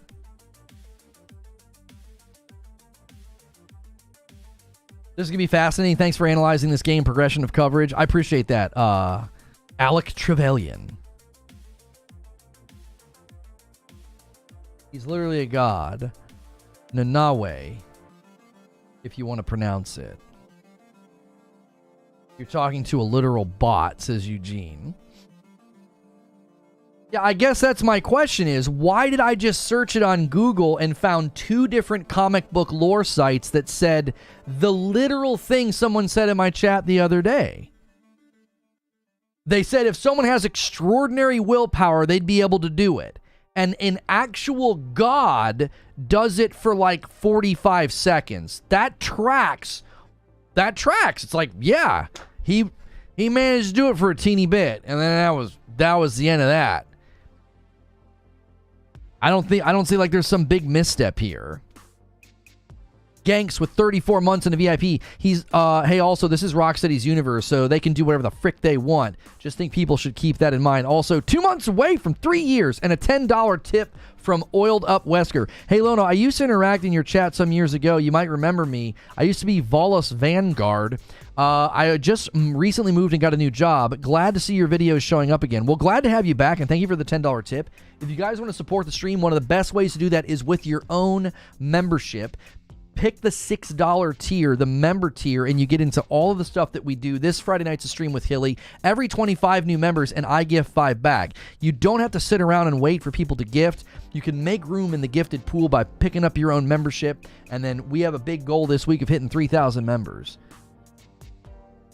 His chat GPT is a few versions behind, I guess, says Eugene. I love it when people get angry and argue with fictional characters. I love it when people argue and they're wrong.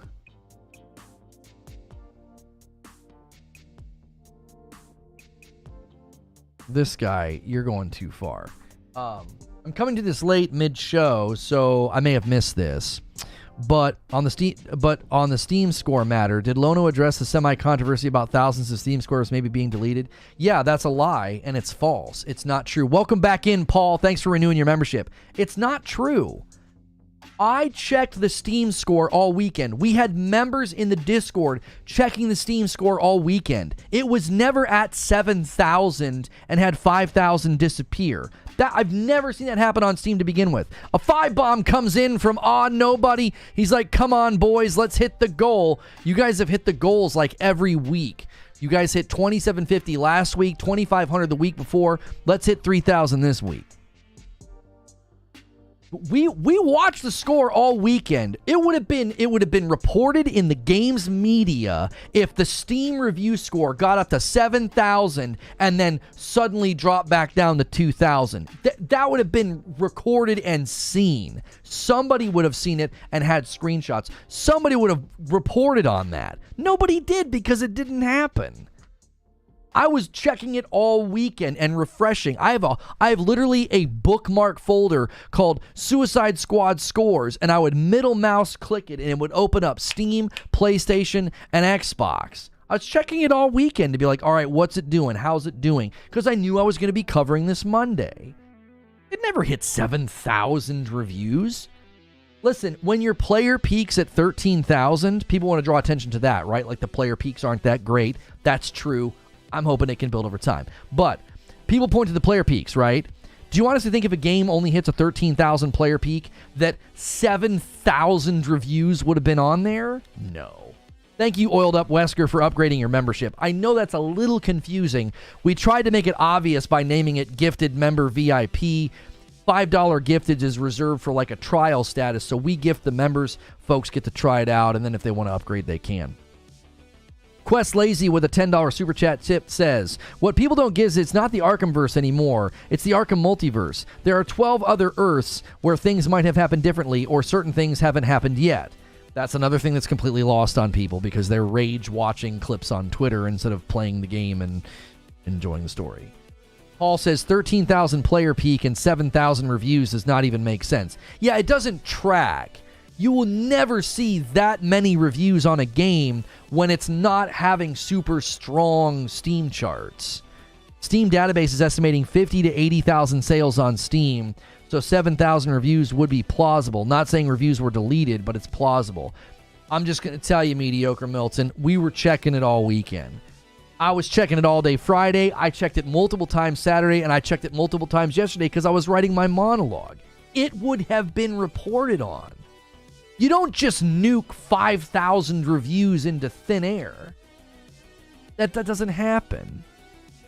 Steam doesn't do that. When has Steam ever done that? If a game starts to get negative reviews, we've seen really, really big name titles get shredded on Steam.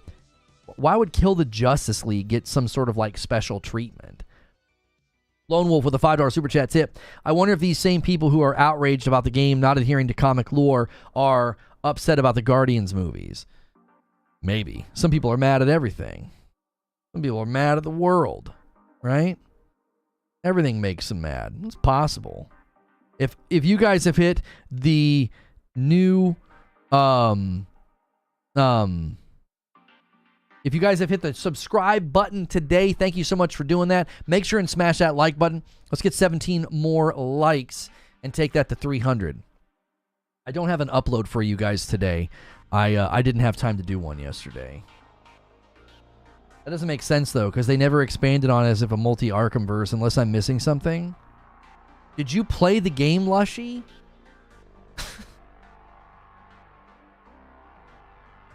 They never expanded on if it was a multi-Arkhamverse. They didn't? Are you sure about that? Did you play the game? You end up on Earth 2, and you talk to a character that's not from your Earth, but yeah, I mean, like I said, stop rage watching clips on Twitter. Play the game. It's a good story. It kills me. Like, get over the fact that, like, your favorite character might, maybe, for a teeny bit, appear to be comic book dead. Just get over that for a second and just play the game. It's a good game. It kills me. It's like, yeah, but they pee on the Flash and Batman's dead. Oh my gosh. Just play it. Now again, if you're like, I don't like the content loop, I don't like the gameplay, I don't like live service, sure, then you probably won't have a good time. But don't be sitting on the sidelines acting like this game's trash, the story's trash, and you don't even understand how they're doing. You don't understand how they're telling the story. It hurts my brain. I feel so bad for Rocksteady. I feel so bad. They brought so much creativity to this story, and everybody's fixated on the fact that you do what's in the title. You kill the Justice League. And they're like fixated on that. It's like, but it's a good game. Get over that. Oh, hang on. Somebody super chatted. Super chat from Bass Gatto. Sad thing is, people will miss out on a good game. Or he said, she said BS. People want to hate it for no reason.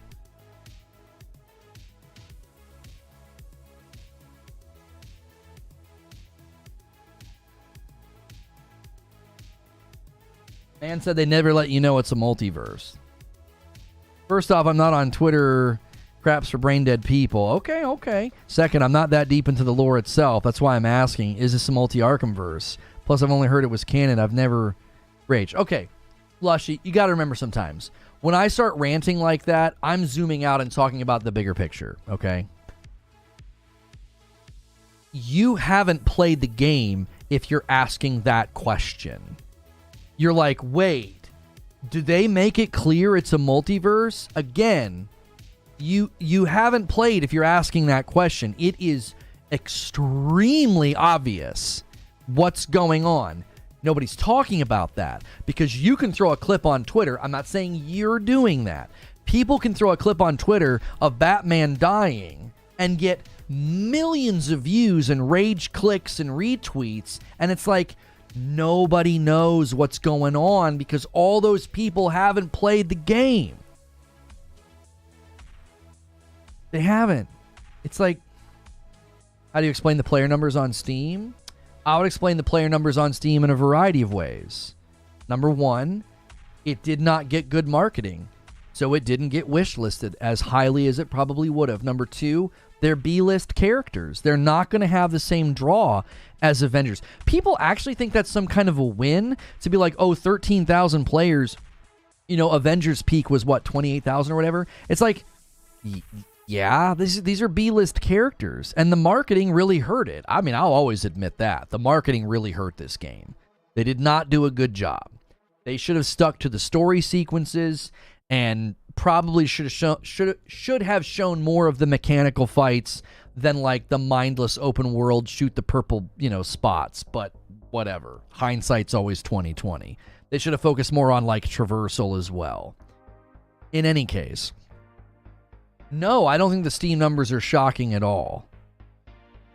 I don't. I also think of all of the things that could have happened with this game, it's far better that it launched to what seems like a group of people that are enjoying it and it has a good review score.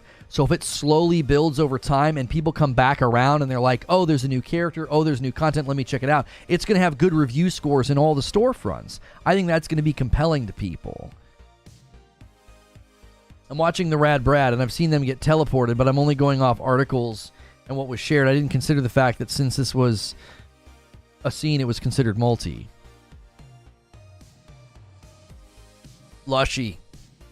I'm dying. I'm dying with how much I feel like people are cutting off their nose to spite their face. It's like, I'm playing this game, and every time there's a new story revelation, I'm like, Rocksteady's doing a great job. They're telling a great story. And they're getting absolutely just bludgeoned by expectations that they didn't set. That's fundamentally what it is. Even when you read the reviews, it's like, yeah, it's fun. Yeah, the graphics are great. Yeah, writing, character models, right? Blah, blah, blah, blah, blah. And then they give it a 4. Gilly says, thank you for the gifted membership. I was AFK. Well, glad to see you getting one, Gilly. Welcome on in.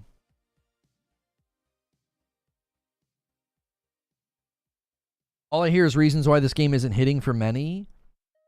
Well, I think people voted with their wallets. I think they saw the marketing and they were like, that's not the game that I wanted from Rocksteady. That's what they should do. I think that's what they should do. Why buy the game and then just be mad and then give it a bad score? I think people looked at the content and said, well, I don't want to do that. Have you reached the Batman fight? The story really starts dropping at that point. I know what happens in the story, and I think it's good. I think it's creative. I like it. I like their ideas. I like their take on this. Have you heard it talked about the data mine voice lines? No, I don't want to get into stuff like that might spoil it for people.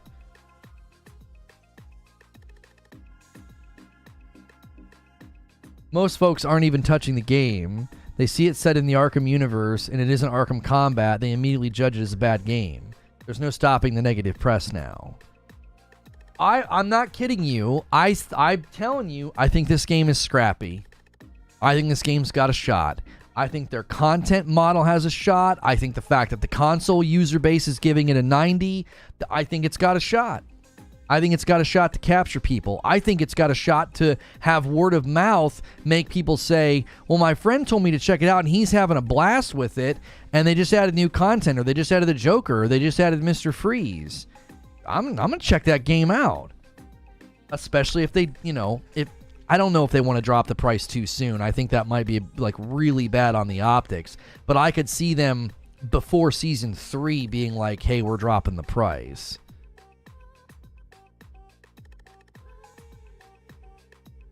Yeah, Emmanuel, I think that the way that consumers are judging it shows what I've been trying to say, that the game has potential, and I think people are going to enjoy it, and I think we're seeing that. Like, I don't think you get a 90% on Xbox and PlayStation and an 85% on Steam. I don't think you get that with a garbage game or a trash game. How many garbage and trash games have we seen come out, and it's not hard to know? Their scores are terrible everywhere. Look at Redfall's score. Look at Kong. Look at Gollum. Is anybody in doubt about what the consumers thought about those games? Those games are trash. Look at their review scores. I don't think you can like dupe the public into giving a game a good score. It's not possible. Like, somehow miraculously this game's just getting 90% with the console audience. Plenty of games have come out and been literal trash heaps. Like, Avengers, as an example, has a 60% on Xbox and a 60% on Steam. Why? Do we really need to ask the question? Because it was a terrible game. I think a game starting out like this has way more of a shot because it can slowly build over time and get more people to try it out. Redfall currently has a 2.2 in the Xbox store. That's what I'm saying. Like, the fact that this game was scored 1 point higher than Redfall by IGN, and when you go to Redfall's score on Xbox, it's a 2.2, and this game's got double that. It's a 4.4. Like, come on. Breaking news. Phil Spencer will be on Closing Bell Overtime today. CNBC sources say he'll be on to speak of the recent rumors to reiterate the Xbox strategy he already addressed months ago. A weird place to do that, but we'll see.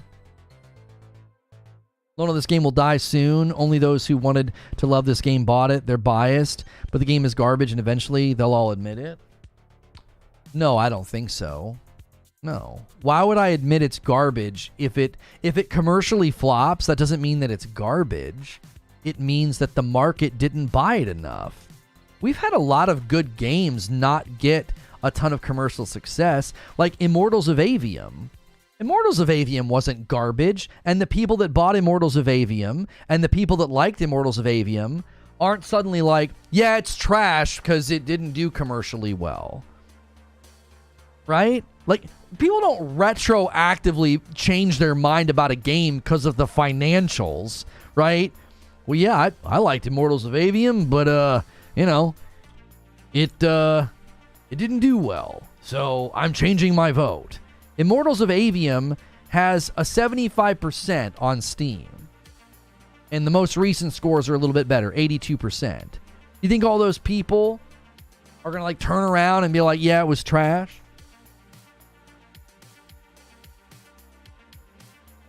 Immortals looks good. Less people played that. Less people bought that. It doesn't even have. It has barely 1,000 reviews on Steam. Jackson Birch says, this is not a TLU 2 hate situation. This game has a decent story, but that's it. The boss fights are terribly mindless, and while the feel of combat isn't bad, the enemy variety and level design isn't. My only pushback on what you're saying, Jason, is I don't want to equate this to a TLU 2 hate situation either. However, I want to push back on some of what you're saying. I think the combat depth, variety, and boss fights are exactly where they need to be for a live service game. I think the people that are playing this game on console, it's built for them. It is. I think if you're looking for like tons of enemy variety, I'm always curious about that because how much enemy variety was there in the Arkham Knight? Do you know what I'm saying? Come on. It's fine. You don't need a ton of enemy variety. Why?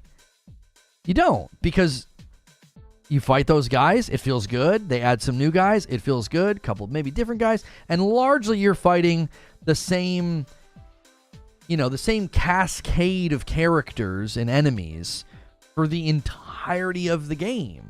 And that's totally fine. It's not a problem. Now, the boss fights in like Arkham Knight and others, like there was obviously the tank fight that like nobody liked. But generally speaking, it's like, did you go and add up all the enemy types in Arkham Knight? Did you? Because a lot of the times they do the same thing. They just change what the characters look like. These guys are fighting for the Joker. Well, these guys are fighting for Two-Face, or these guys are fighting for Scarecrow, or these guys are just open world thugs or whatever. Like, I don't think that they have done enough with respect to enemy and content loop variety. That's what the roadmap is for. I think they have set the table. I think they've set the table rather well. But that doesn't mean there aren't gaps. The ongoing content model is typically used to fill in those gaps. Honestly, with most live service games, I think that's the expectation is they set the table, you have a good time, you get hooked by the content loop and the looties and the shooties, and then you move on from there. For me, fighting the same guy always on the rooftops gets old quick. Same with the missions. For me, again, all the dev time, and this is what we got. Yeah, but again, I always find that summary to be not reflective of my experience. So I'm not saying that you're wrong. My experience has not been fighting the same guys on rooftops. Yes, you're primarily on rooftops. You're not really down in the streets all that often. Now, sometimes they set it up to where there's something down in the streets, and you got to keep coming back to that thing, to like charge it or whatever. But generally speaking, I have found the fights to be very different. There are fights where you've got all these different mechanics you've got to get rid of, and then you can attack the thing. There are fights where none of that matters. You're just getting spammed with enemies while you're trying to like rescue hostages. Then there are fights where you're constantly getting like barraged by snipers, and you're having to land counter shots while you're focusing on clearing the area. And if you don't clear the area, then she can't do the hack. And then there's a guy in the area that you have to go kill, like a mini boss. And if you don't kill that mini boss, then she can't get through the hack. Now, those are all different fights, and they all play differently depending on the modifiers. And that's just 3 that I thought of off the top of my head, 3 or 4. So I don't feel like I've just run from rooftop to rooftop and like shot the same guys. My experience has differed from that summary. The Deathstroke season will be the deciding factor. Thank you, Quest Lazy, for the $5 super chat.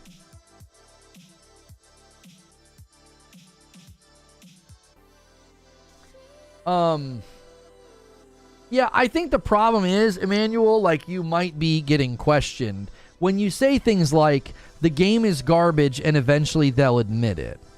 Like, that just sounds like there's so much baked into that. I don't know how to read that charitably. How am I supposed to read that as somebody who's enjoying it? 22 hours, playing with my wife, having a good time. We've got a clan. We're all having fun. But you're saying I'm going to admit it's garbage later. Like, I'm either too stupid now to realize it, or I'm in denial, or something. There's some flaw in me, either a character flaw, like I'm being dishonest, or like a perception flaw, where like I can't see that it's bad. Like, I think that's the problem. You can be like, I think it looks like trash. I don't think a lot of people bought it. That's why it's got a good score. The people that bought it are the primary ones that were interested in it. And it's like, yeah, you're probably right. I said that in my show open. I think a lot of people didn't buy it because of the marketing, and that's helping the score. Admit it right now. Admit what? Garbage can be fun. Enjoy it. But it's not garbage. No. See, again, that's where the condescension comes from. Instead of just saying, it's not for me, I don't like those kinds of games, you're like, no, it's garbage. You're enjoying garbage. And I'm like, no, I'm not. I've been playing video games since the Coleco. I've got a pretty good bead on what quality is, and I can assess a game's quality. And I think this game checks a lot of boxes, and I'm enjoying it. And so are a bunch of other people. If you assess the game's quality according to the market is saying it's an 85 or a 90%. You know, to be like, well, they're enjoying garbage. It's like, no, they're not. When did they put anyone down? We've been through this before with you. The fact that you can't see how condescending that is a lack of self-awareness. Like, to tell somebody that they're enjoying garbage, like, you're allowed to enjoy garbage. It's just, I don't know what else to call it. It's a big cup of hubris. It's like, well, okay. You know? Come on. Gears? Oh, barrier. Yeah, there's nothing. Everything's coming, I think. Zubair says, listen, to be fair, Emmanuel may struggle with English and not understand what he's implying. I'm also not putting anyone down. I don't think he struggles with English.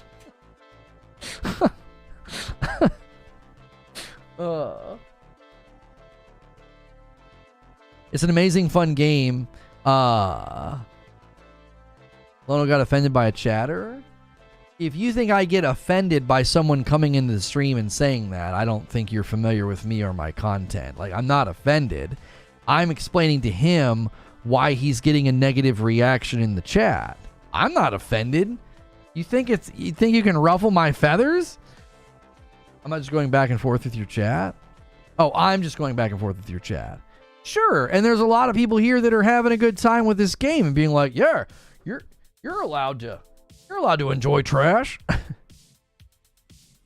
No. He's not a troll. He's not a troll, Stone Spire. Jared Bruce Lee with 18 months in a VIP. Quick note, I love the bit where King Shark stands in front of Wonder Woman and she just slides him to the side. Yeah, I thought that was pretty funny. She's just like...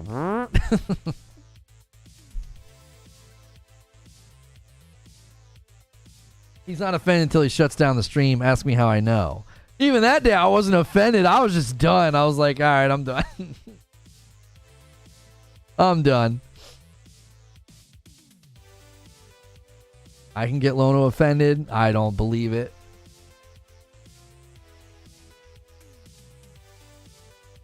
I don't agree with Emmanuel about the game at all, but he did give reasons when I asked why he thinks it's trash. I said before that my opinion's never fact. We're not even having that debate today. We're not having a discussion about whether or not your opinion is fact. It's when two people come together and say, I like the game, I'm having fun, and the other's like, yeah, I think it looks trashy. I think it looks like garbage. They can have sort of like a mutual understanding of like, oh, we think differently about this game. But you go further than that when you say, yeah, you know, feel free to enjoy garbage. You're allowed to enjoy garbage. You'll admit it's garbage one day. Well, now we're having a different conversation. Now there's this weird passive power play that has taken place where, like, you're trying to usurp your opinion to the level of your narrative is now my narrative. No, it's garbage. You're enjoying garbage. And it's like, what? Now we're having a different conversation. It's instead of just saying we have different perspectives on the game, you're like, no, mine's a meta perspective. My perspective touches yours because it's better. I have a superior position, intellect, opinion, whatever. I'm basically telling you what you're playing and what you're experiencing. You keep picking up on conversation snippets and you're taking them out of context? Really? That's what I'm doing? So when you said that, Lono, this game will die soon. Only those who wanted to love the game bought it. They're biased, but the game is garbage, and eventually they'll all admit it. So did I rip that out of context, or did I read that in its entirety? Because I feel like I read that in its entirety, and it's asserting that the people enjoying it aren't enjoying it because they enjoy it. It's because they're biased, and eventually they'll admit that it's garbage. Right? And then saying, Lono, garbage can be fun. Enjoy it. Did I misunderstand that quote too? Where you directly said it to me? Did I misunderstand that? Yep, Lono, it's what you're doing. So your defense of what you said is that I took individual sentences that you directed to me and I ripped them from context. Well, grace us with the context. What context did I remove?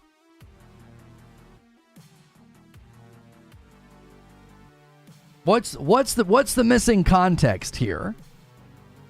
I would love to know. I love studying language, linguistics, and breaking down sentences in context and translation. I've got a history in that. I'd want to know. The other ones were out of context? No, those are the only two things I took issue with you. I said that you said people will eventually admit it's garbage, and you said it's okay to enjoy garbage. Those were the two things I took issue with. That's everything that I pushed against in this back and forth. Those two statements. That's it. I was like, you're not just coming to the table and saying, I think it's garbage, you know, you're free to like it. It's, you're enjoying garbage.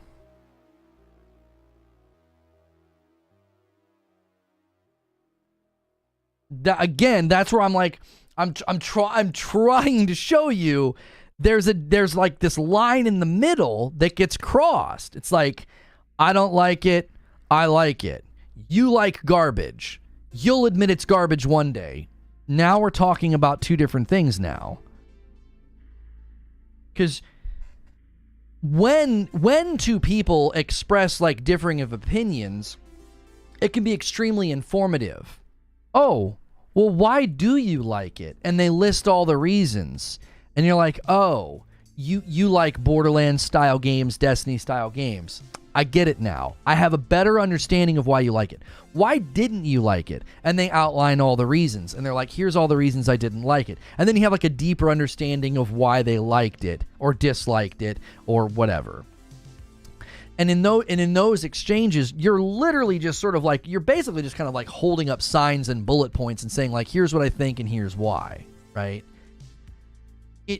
That's all well and good, and you can say as scathing as a review as you want. It's trash, story's boring, characters are lame, gameplay's a snooze fest, and lay it all out.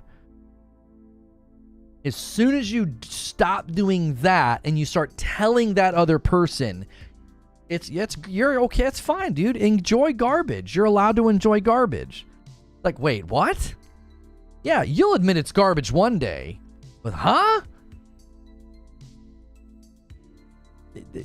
Those aren't the same statements. Those aren't the same conversation checkpoints. Nicholas Hill with a $5 super chat tip says, doesn't matter if Suicide Squad is good or bad. Dragon's Dogma 2 is going to take over and be the next big game. Not at 30 FPS, it's not.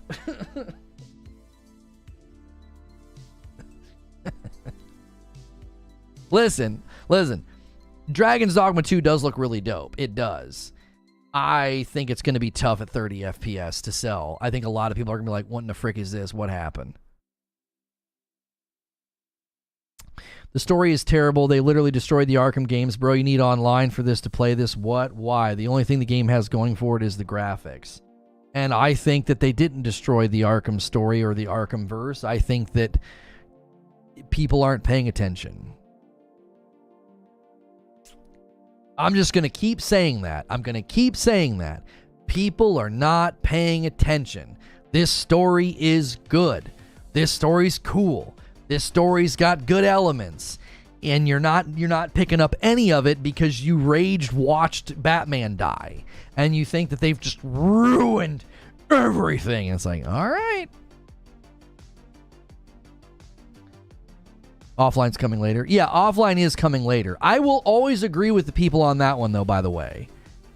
I 100% agree with you. I think this game would have maybe fared better or gotten a little bit better treatment from some people if they could have just played the story offline. I think that initial sour taste of you can't play because the servers are down, or yeah, you got to wait to log into the servers. I think that initial sour taste sets the game up to get kind of brutalized by some folks. They're like, why the frick couldn't I just play this game offline? I have no problem agreeing with that at all. No, I have no problem agreeing with that.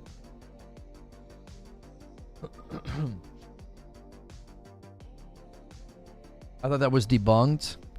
There was a fake art piece floating around about Dragon's Dogma, but we have heard that it's targeting 30 on console. And then if you go to the Steam page here, you'll notice, and again, this is not, locked in or whatever, but here's your recommended specs, all right? GeForce 2080. Estimated performance 2160-30, and then the minimum, same thing. Now, beastly rigs don't have to probably worry about this, right? Because a 2080, but here's the problem with that. Like, how many people on Steam are at or around hovering a 2080 rig in strength? The percentage of the consumer base that's above this is very small. A 2080 is a good card. Still to this day, it's a good card. And the data points to a lot of the Steam user base being in this hemisphere of power. So, 30 FPS there. That basically means it's going to be 30 FPS on console. It doesn't respect its own lore. For example, King Shark using a hero's item when he should never have had the opportunity to. King Shark is a literal god, and according to the lore, someone with extraordinarily strong willpower could use Green Lantern's ring, and he uses it for 45 seconds. Boss battles are mechanically meh, but the real issue is that there's no reverence to the way they handle the deaths. Again, I don't think you can expect a game where the Suicide Squad kills the Justice League. Why did people expect reverence? I don't understand. Why did people expect reverence from a group of degenerates killing the Justice League? It's a bizarro, upside-down story. Why would you expect reverence? What'd you think, did you think that Captain Boomerang was going to have, a prepared eulogy and that, Harley Quinn was going to tear up? I just don't know what people were expecting.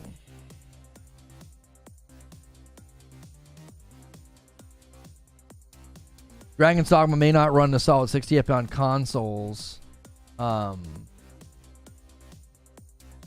It's likely not going to target 30. Analysis conducted by OSK Gaming following the launch of another video by the Rift. It's most definitely not targeting 30 frames per second as being rumored. It may not run to solid 60. Yeah, Barrier, if a 2080 rig is estimated to get performance 2160-30, I have severe concerns about the consoles. I have severe concerns about the consoles. 3, Emmanuel says, there's a weird disconnect between the characters being villains/anti-heroes. The villains are never truly villainous, but they're never truly anti-heroes either. Well, I mean, I don't necessarily know if that can be agreed with or disagreed with. I think that's literally part and parcel to the fact that they're being made to do this, and they're also being made to cross lines that they're like, I don't know if we want to cross those lines, like putting a bomb in Ivy's head. There's a way to handle those death scenes with far more elegance. I do want to see all those heroes die, but the way they die is so anticlimactic. And I think it's supposed to be. I don't think it's supposed to be climactic or reverent. I think it's supposed to be on to the next. It's not. I don't think it's supposed to be this monumentous moment. And there's reasons for that. A 5 spot from Oiled Up Wesker. You ever play with members? I'd be interested in playing this with you sometime in the future. It being crossplay makes it a good option. Generally speaking, when I'm playing on the couch, no, I'm playing with my wife. On a Friday night, this week with Hilly, I'll be playing Helldivers 2. If you're a VIP member, you get first dibs when I play games like that. When we do community game nights, like Fall Guys or Fortnite or something, then we try to get everybody in.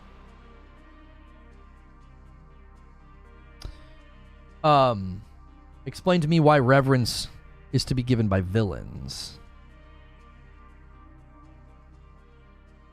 Reverence from the developers, the game was poorly conceived. I think you're getting ahead of yourself.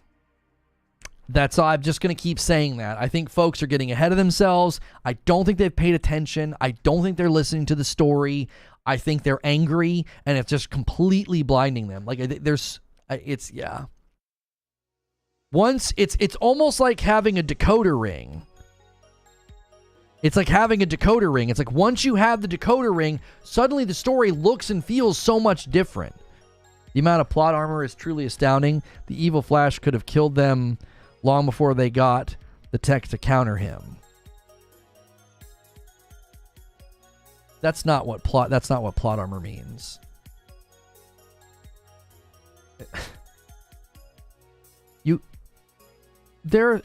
I mean, come on. Do you honestly feel like when you play through God of War 2018, did you ever take issue with the fact that, like, at any moment, Baldur could have cropped up and surprised them and just snapped Atreus' neck? You know? Just run him through with a blade, chopped his head off. Like, we don't do this with other games. When you have super powerful villains or beings, you're never like, yeah, well, you know, at any point in time, this could... It's like, come on. That's literally every game.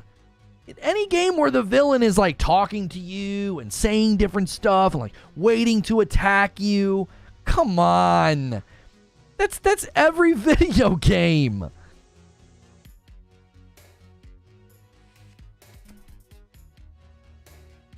The ring wearer has to be chosen. Not anyone can use the ring. That's not true. We checked 2 comic lore sites earlier. Someone with incredible willpower could just pick up the ring and use it.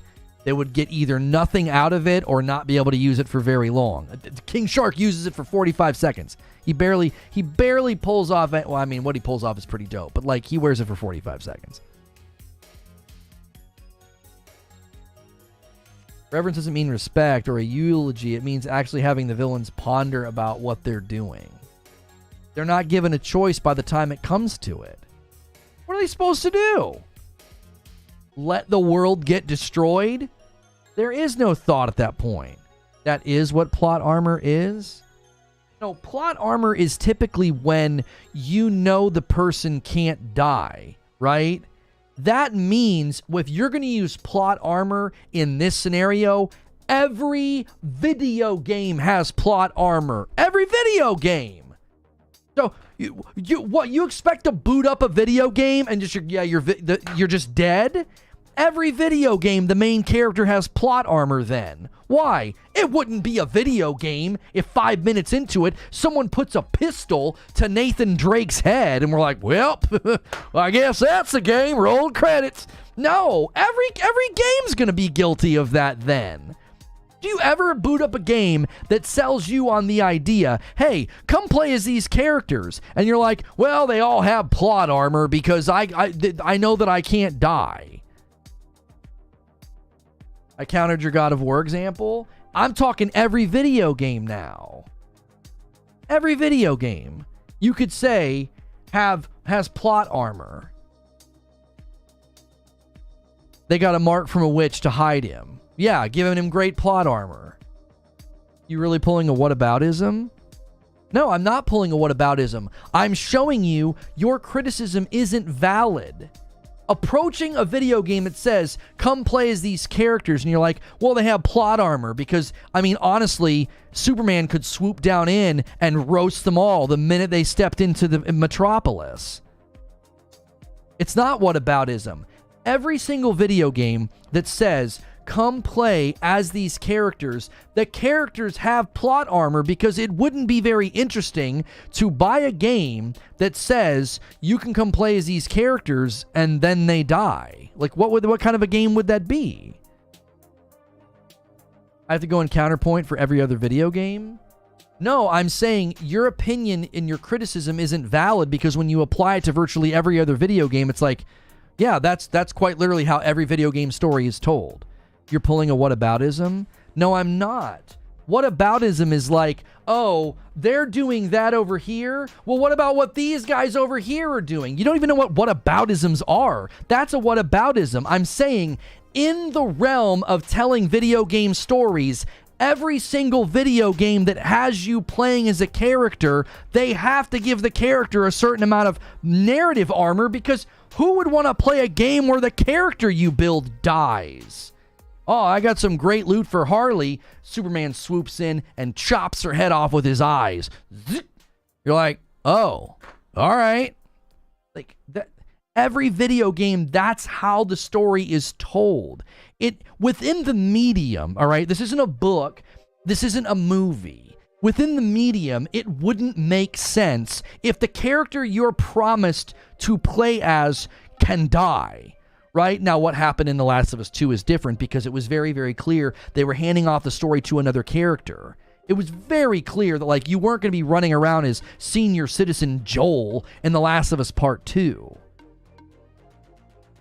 It's not whataboutism. Whataboutism is trying to hide the fact of, like, what somebody else is doing by pointing to what somebody else is doing. I'm saying, no, within the realm of storytelling, this is how these work. Within a book, you can kill what people feel like is the main character. Here's what whataboutism is. Since you don't know the definition of it, I'll tell you. You're invoking whataboutism and you don't know what it is. The technique or practice of responding to an accusation or difficult question by making a counter-accusation or raising a different issue. I'm not raising a different issue. I'm not raising a counter-accusation. I'm saying within the realm of telling stories in video games, the main character that they say you can play as always has a certain amount of narrative armor. What, are you going to boot up the Arkham Knight and play for 10 minutes and the Joker blows Batman away? You wouldn't be able to do that. There's automatic boundaries and barriers within the video game when they're like, these are the main characters. You're like, oh, well, they have narrative armor. Well, of course they do. They're the main characters. You would never buy a game and be like, I don't know, dude. Remember that last game we played? They killed the main character. There was 3 characters you could play as. They killed them all in the first 20 minutes. You know what, Lono? You got it. I'm just going to let you speak for yourself because you're looking mighty weak trying to defend this. Wonderful ad hominem fallacy to say that I'm looking weak, so now attack me instead of my argument. You invoked whataboutisms. I just gave you the definition of whataboutisms. I'm not invoking a whataboutism. So you invoke a fallacy wrongly, and when I point that out, now you're saying I look weak? That's an interesting summary of what has transpired. Lono loves his whataboutism tactic. It's not a whataboutism tactic. It isn't. It isn't. It's not a whataboutism tactic. It's literally... Whataboutism is bringing up a counter-accusation or different issue. I didn't do that. I said, well, that's how you tell a story in a video game. You're literally saying you have to push buttons. And I'm like, yeah, you have to push buttons in a video game. Well, the main characters have narrative armor. Well, yeah? What are you talking about? That's how video game stories are told. Your definition of whataboutism is literally proving you're using a whataboutism. No. You're accusing the game of doing something. And I'm saying, yes, that's what video games do. That's not a whataboutism. A whataboutism would be... You'd say, well, yeah, these characters have narrative armor. And I'd be like, oh, yeah? Well, what about the fact that this game over here has characters that can do whatever they want? Like, that's a completely different issue. I'm completely distracting from the claim.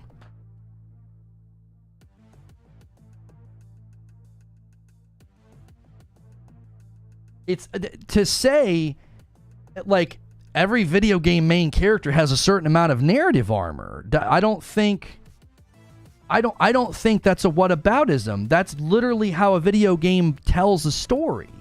Like when you read a book or you watch a movie, it's not disruptive if all of a sudden, like, well, I thought that was going to be one of the main characters. They killed them off like 20 minutes in. Holy crap. Like, I remember 24 would do that. Like, you didn't know necessarily. You tried to do that with God of War? I tried to do that with God of War. No. No. I said, well, then you could say that about any game. You understand that when you take a criticism and you say, well, let's apply the criticism in other instances and see how it holds up, you understand that's not a whataboutism. That's a litmus test for whether or not a criticism is good or consistent.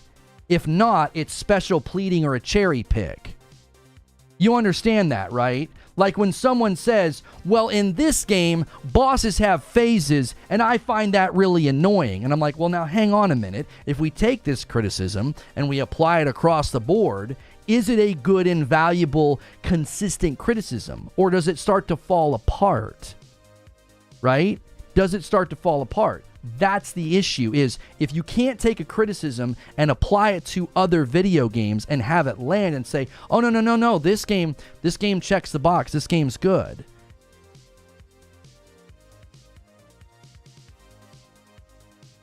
I said these characters had extreme plot armor. You said, what about in God of War? Baldur could sweep in and kill Atreus. Yes, I drew an analogy to what you had said. You said at any point in time, Flash could have swooped in and killed them all. Yeah, same thing with Superman. At any point in this game, you have to suspend disbelief. Because at any point in this game, we know Superman could swoop in and snuff them out like bugs. Like, you wouldn't have a video game then. You have to suspend a certain amount of disbelief. Same as with a game like God of War. Right? You get a guy that can go toe-to-toe with Kratos. You're too stubborn to admit when you're wrong. I tell you what. You don't have the ability to not attack me consistently in the debate, so take a walk. Take the day off. Take the day off. You keep attacking me, and that's not allowed here. Calling me stubborn, telling me I look weak, it's antagonistic, and it's the weak man's imitation of strength. When someone is rude, condescending, and using ad hominem fallacies, it is the rude man and the weak man's imitation of strength. Your argumentation style is nothing more than fake posturing of strength, as you know your argument is weak. You consistently try to goad and provoke and antagonize me in the chat, and it's because your arguments are weak. I've never argued with somebody who consistently has to take little cheap shots and jabs at me and the chat. It's just ridiculous. It's like, I broke down everything you said. I broke down your use of whataboutisms. I broke down your use of plot armor, and you consistently call me stubborn or say that I look weak. Take your condescending insults and go somewhere else. If you want to have a debate, keep the gloves on. Keep the hits above the belt like a man. If you're going to hit below the belt, if you're going to take cheap shots, if you're going to take shots at my character, then take a frickin' walk. I have no interest in arguing with boys. I prefer to discuss things with men who can keep things above the belt. It's very simple. Whataboutism is a definition. Whataboutism is a pejorative for the strategy of responding to an accusation with a counter-accusation. Example A, long-term unemployment often means poverty in Germany. Well, what about the starving people in Africa? That's a whataboutism, and I didn't do that. I was like, wait a minute. That's what we do in every game. I don't think I've ever booted up a game and thought, well, the really strong evil guy could just kill me right now. That's always going to be the case.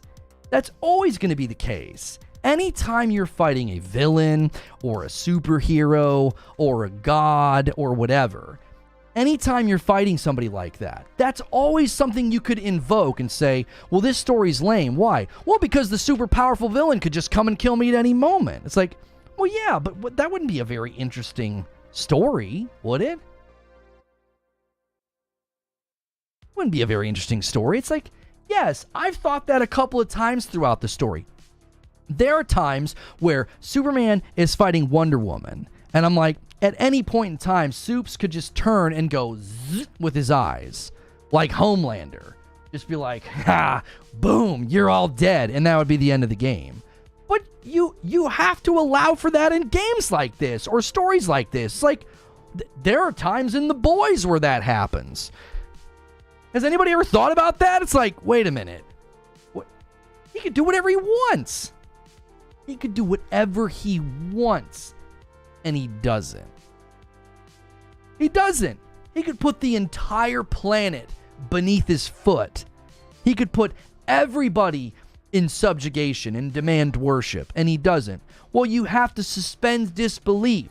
You have to believe that, like, Homelander is so vain that he's willing to play along with this charade of, like, okay, yeah, I'll go along with all of this. It's like, you could do that in any game. Anytime there's a villain or a superhero who is super, super strong, you're always wondering, like, well, why wouldn't they just, kill everybody? Plot armor is in every story. It's a writer's job to hide it. They didn't do it very well in this game. Brainiac literally has them captured and dead to rights after Superman's death. Well, okay, so I've not gotten that far, but here's the issue, though. You're saying, well, it's the writers or the authors or the creators' job to, like, hide the plot armor. I don't disagree with that. And I think in a game like this, called Suicide Squad Kill the Justice League, I think coming at it and, like, nitpicking and being like, well, it's just ridiculous. I mean, Superman could kill them within the first 5 minutes. Yeah. Yep. He could. But does that make the story bad? Do you see, like, you can make that observation, like, with almost any game I've ever played. How many times have we watched somebody has Batman dead to rights and, like, something magically saves him, or like, oh yeah, the gun jammed, or Joker just decides that it's too fun to get rid of him? It's like, well, it wouldn't be a very good story, right? You suspend disbelief. You believe that somebody's crazy enough to really get their jollies out of fighting Batman. So, like, numerous times, the Joker will pull his punches, or, decides not to kill him or whatever. That's a common trope within comic books and superheroes. The common trope is like, well, would it be that interesting if the guy that's really strong just literally killed everybody? Or if the bomb actually went off? Or if, like, why do they even set a timer? Have you ever thought about that? Have you ever watched a single story that has a bomb with a timer, and you're like, wouldn't you just not even have a timer?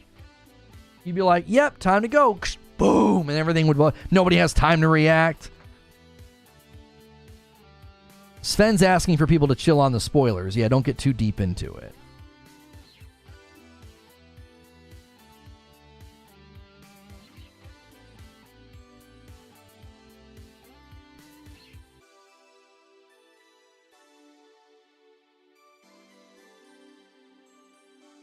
I knew it was Brainiac, but how did it happen?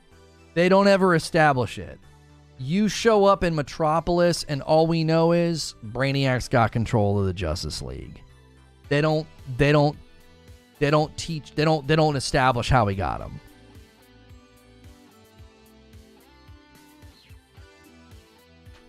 They don't establish it. Joker blew up a hospital in The Dark Knight. Yeah, like, obviously you have situations like that where, I think some people, that's why villains like that can be more compelling sometimes, because they don't give you the time to react. They're just like, no, I'm going to do it. And they do it. I have no problem with somebody saying that they didn't like the story, right? But at every turn, I'm like, people aren't paying attention. They think it's a bad story because they think they know what's going on, but they don't. And then when they're like, oh, well, there's this, and this, and these are the problems. And I'm like, again, I think that having to resort, that's probably why I pushed back so hard on the narrative armor thing. I was like, having to resort to that, it's like you wanted reverence for their deaths. Again, you got to give the game time. Again, I don't think people are paying attention. And so the irreverence from the Justice League, irreverence from the Suicide Squad, to me, is a shoe that fits. It's like, no, this is exactly how this would play out.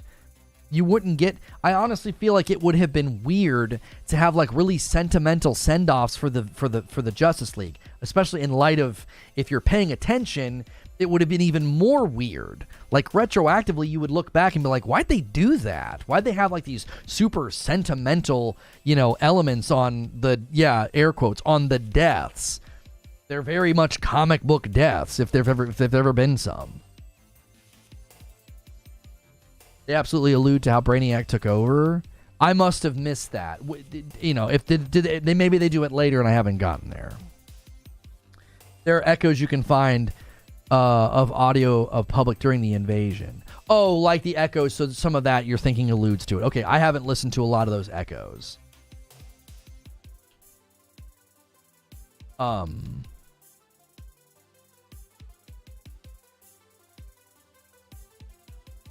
They established how he got thrown into the middle of it. Lex told us what happened. He did? About the invasion? I mean, but again, they just say invasion. They don't necessarily say how he got the Justice League. Just saying, oh, well, he invaded. How do you get really, really powerful people? How do you get some of the most powerful? Because Flash somehow got out. Which I think is another clue. I think when the Green Lantern first talks to Flash and he's like, how did you get off the ship? Again, I think that's another clue that people have missed. I think people missed that one. If you guys have been enjoying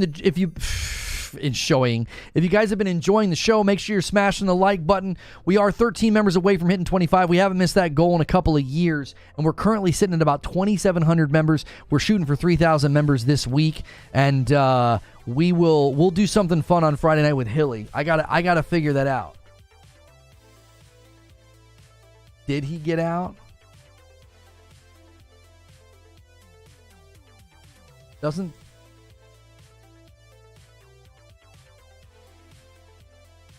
Yeah, like, well, I don't want to get into spoiling too much.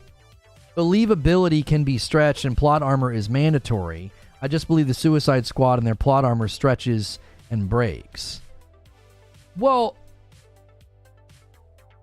I'm not going to say that it's absurd that they're even able to do it. I'm not going to say that. It is, but that's the absurdity of a story like this.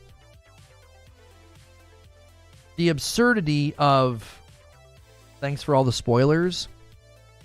I mean, if you're coming to a Suicide Squad Kill the Justice League discussion the weekend after it was out, and I'm talking about spoilers that happen in the first 10 minutes, what do you want me to say, bro? Like, you clicked on the stream. I'm not talking about like what happens right before credits roll. The stuff with Green Lantern and the Flash is literally 10 minutes into the game. I even think that cutscene is on YouTube.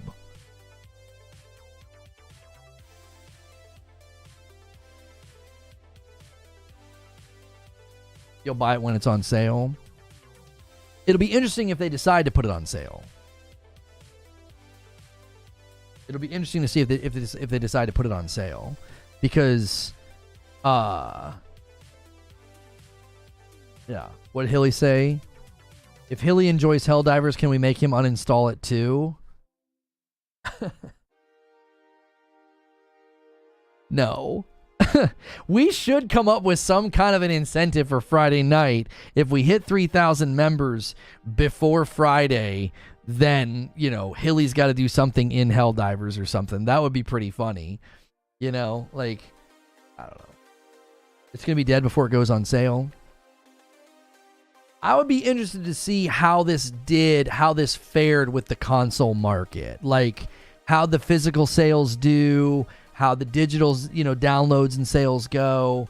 The fact that it got, let's see here. The fact that it has almost 4,000 ratings on PlayStation, I feel like that's really, really good for PlayStation. I'm trying to think of, yeah, let's see what Grand Blue has. As far as the PlayStation Store, let's just do a comparison. Yeah, Grand Blue Fantasy has been out for about the same amount of time, and it has 7,000 ratings. So it has about 3,000 more ratings. Its score is lower. It has a 4.71. I'm sorry, its score is higher. I was looking at the wrong screen. Its score is higher at a 4.71. So it's scoring really well with the audience. That's actually interesting because Grand Blue's Metacritic, I don't think it was that strong in comparison. Grand Blue Fantasy Relink's Metacritic is an 80. Yeah, it's not as strong as the PlayStation score. The PlayStation score is a 94%. That's a really great score. And it has an 80 from Metacritic. That, again, is interesting. Like, that's a weird gap. Grand Blue isn't a really good comparison. That's not really going to be a very popular game. I mean, Grand Blue's got more reviews. It's got 7,000. And it's got a great score. Got a great score. I don't know. Grand Blue's very niche. Are you sure? Let's see. How's it doing on Steam? 85% with 10,000 reviews. Compare it to Power World. What? Why? Compare it to Power World or Fortnite or some other insane breakout super popular viral game. What purpose does that serve? Why would you compare it to Power World? That doesn't make any sense. Power World like took over the gaming world. Like, of anything you compare to Power World's gonna look small, you know? That's a really big house y'all bought there. Compare it to the Sears Tower. Like, what?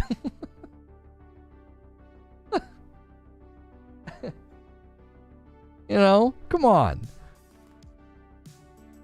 All right, listen, let's we'll probably head to writers and hanging out with members in a little bit here. Let's slam home this 25. I'll give the 5 that I owe. We only need 13 members. Let's run that up real quick, and then I'll schedule the writers room. We'll get out of here. We'll go hang out, and we'll plan tomorrow, because tomorrow's gonna be something. It's gonna be something.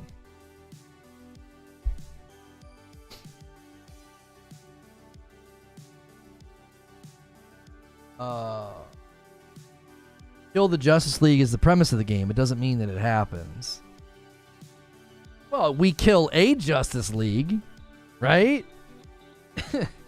I mean, a Justice League dies. Come on, somebody does it.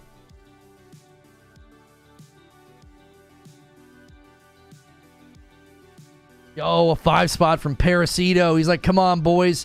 We can't lose our streak. We've been hitting this 25 goal minimum for over a year now. Over a year now.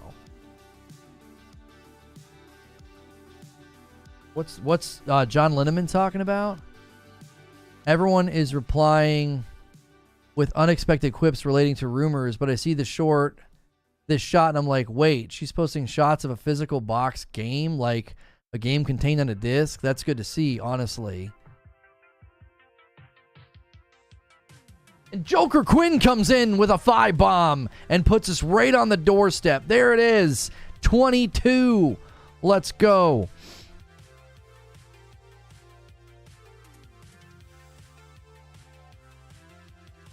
Just insane BS. Fans in the US are hoping that an American company will lose to Japanese PlayStation. I understand people not living in the States, but when we have ever wanted something American made to die. What's he talking about? Keithius with a 5 bomb. We are on a 5 gifted train right now, all the way to 27. That's Agents of Chaos. Thank you so much for doing that. And that takes us to 27 out of 50. I now owe 5 myself. So, hey, I'll join in on the member train of 5 gifted members. There we go. And Hilly gifts one as well. Ouch. Thank you so much. Hillberg, you know, it was funny. Last night we were talking about this Friday, and my daughter said, his name's not Hilly, his name's Hillberg. And I kid you not, my wife was like, oh, is his real name Hillberg? She's like, that's so cute. I'm like, no. Like, his name is not Hillberg. I was like, our daughter nicknamed him that.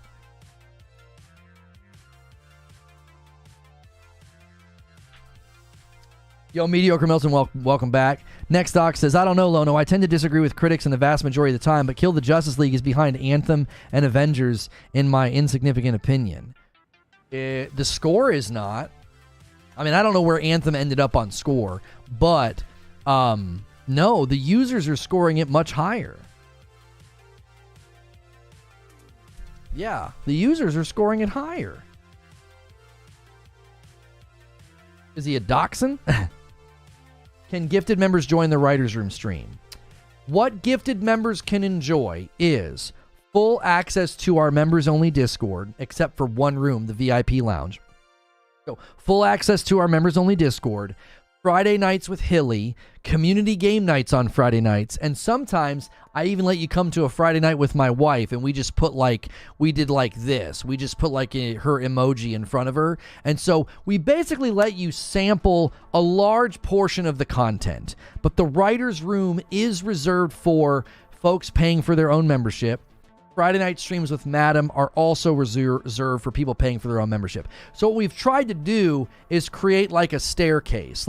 We give you a lot when we gift a member to you, and then if you're like, okay, this community's pretty dope, you can bump up by $1 to a $6 tier instead of the $5 tier, and then you get into everything. There's one stream a week for VIP. That's the only thing you don't get into. But when you choose that $6 member tier, you basically get into everything. So my advice is always, if you've been given a gifted membership, get in the Discord. They do a weekly community call where they're all hanging out and having a good time. They're playing games together. Get in there, get plugged in, get to know the community. Come to some of the content, come to some of the streams. Come to a Friday night. This Friday night is a Hilly hijink stream. I'm going to be playing Helldivers with my man Hilly. You can come to that. If all that stuff is hey, I'm kind of enjoying this, then you can bump up. It couldn't be. I know, we've been clipped out of context talking about I didn't want the public in the Discord, and I said, the public doesn't matter. I was specifically talking about the Discord. I gift so many members with my own money. If I didn't care about the public or didn't think the public mattered, I wouldn't have gifted over 4,000 members to my community last year. So we spend, our money because we believe in what we're doing here. We believe that if people sample it, they're going to like it, and then they're going to want to come back and pick it up on their own. So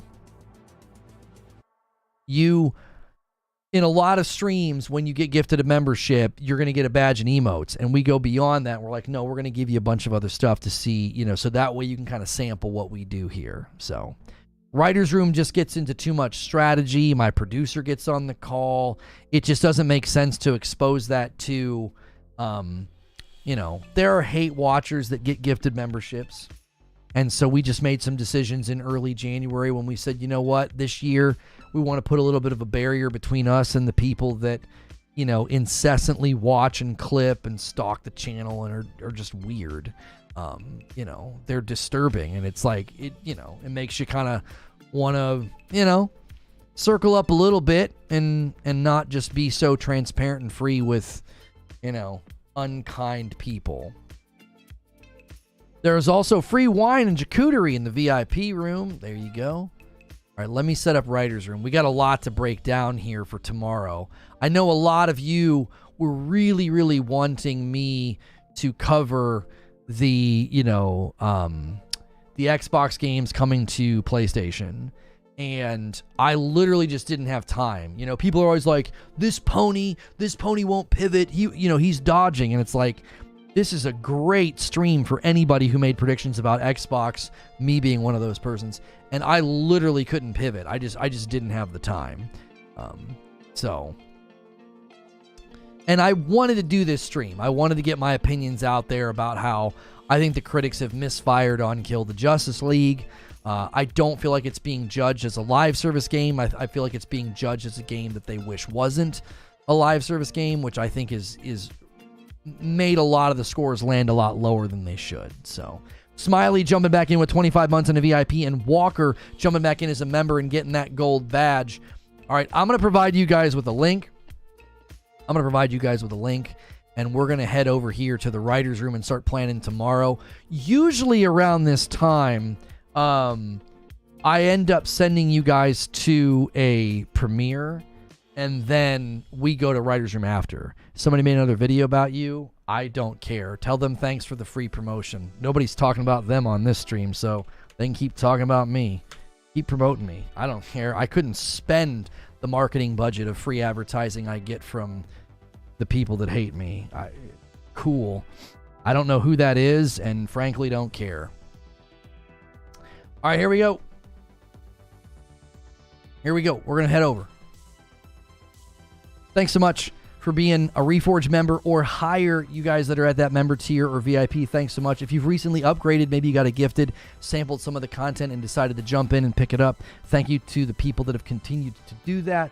We did hit 2750 members last week. We hit 28 today. So we're pushing for 3,000 this Friday night. Think of something funny that we can make Hilly do for Friday night. That should be a good time. We're going to be playing Helldivers 2, and VIPs, you get first dibs on playing with us, because obviously in Helldivers, 4 people can play. I'm going to end the previous stream about Suicide Squad Kill the Justice League, and I think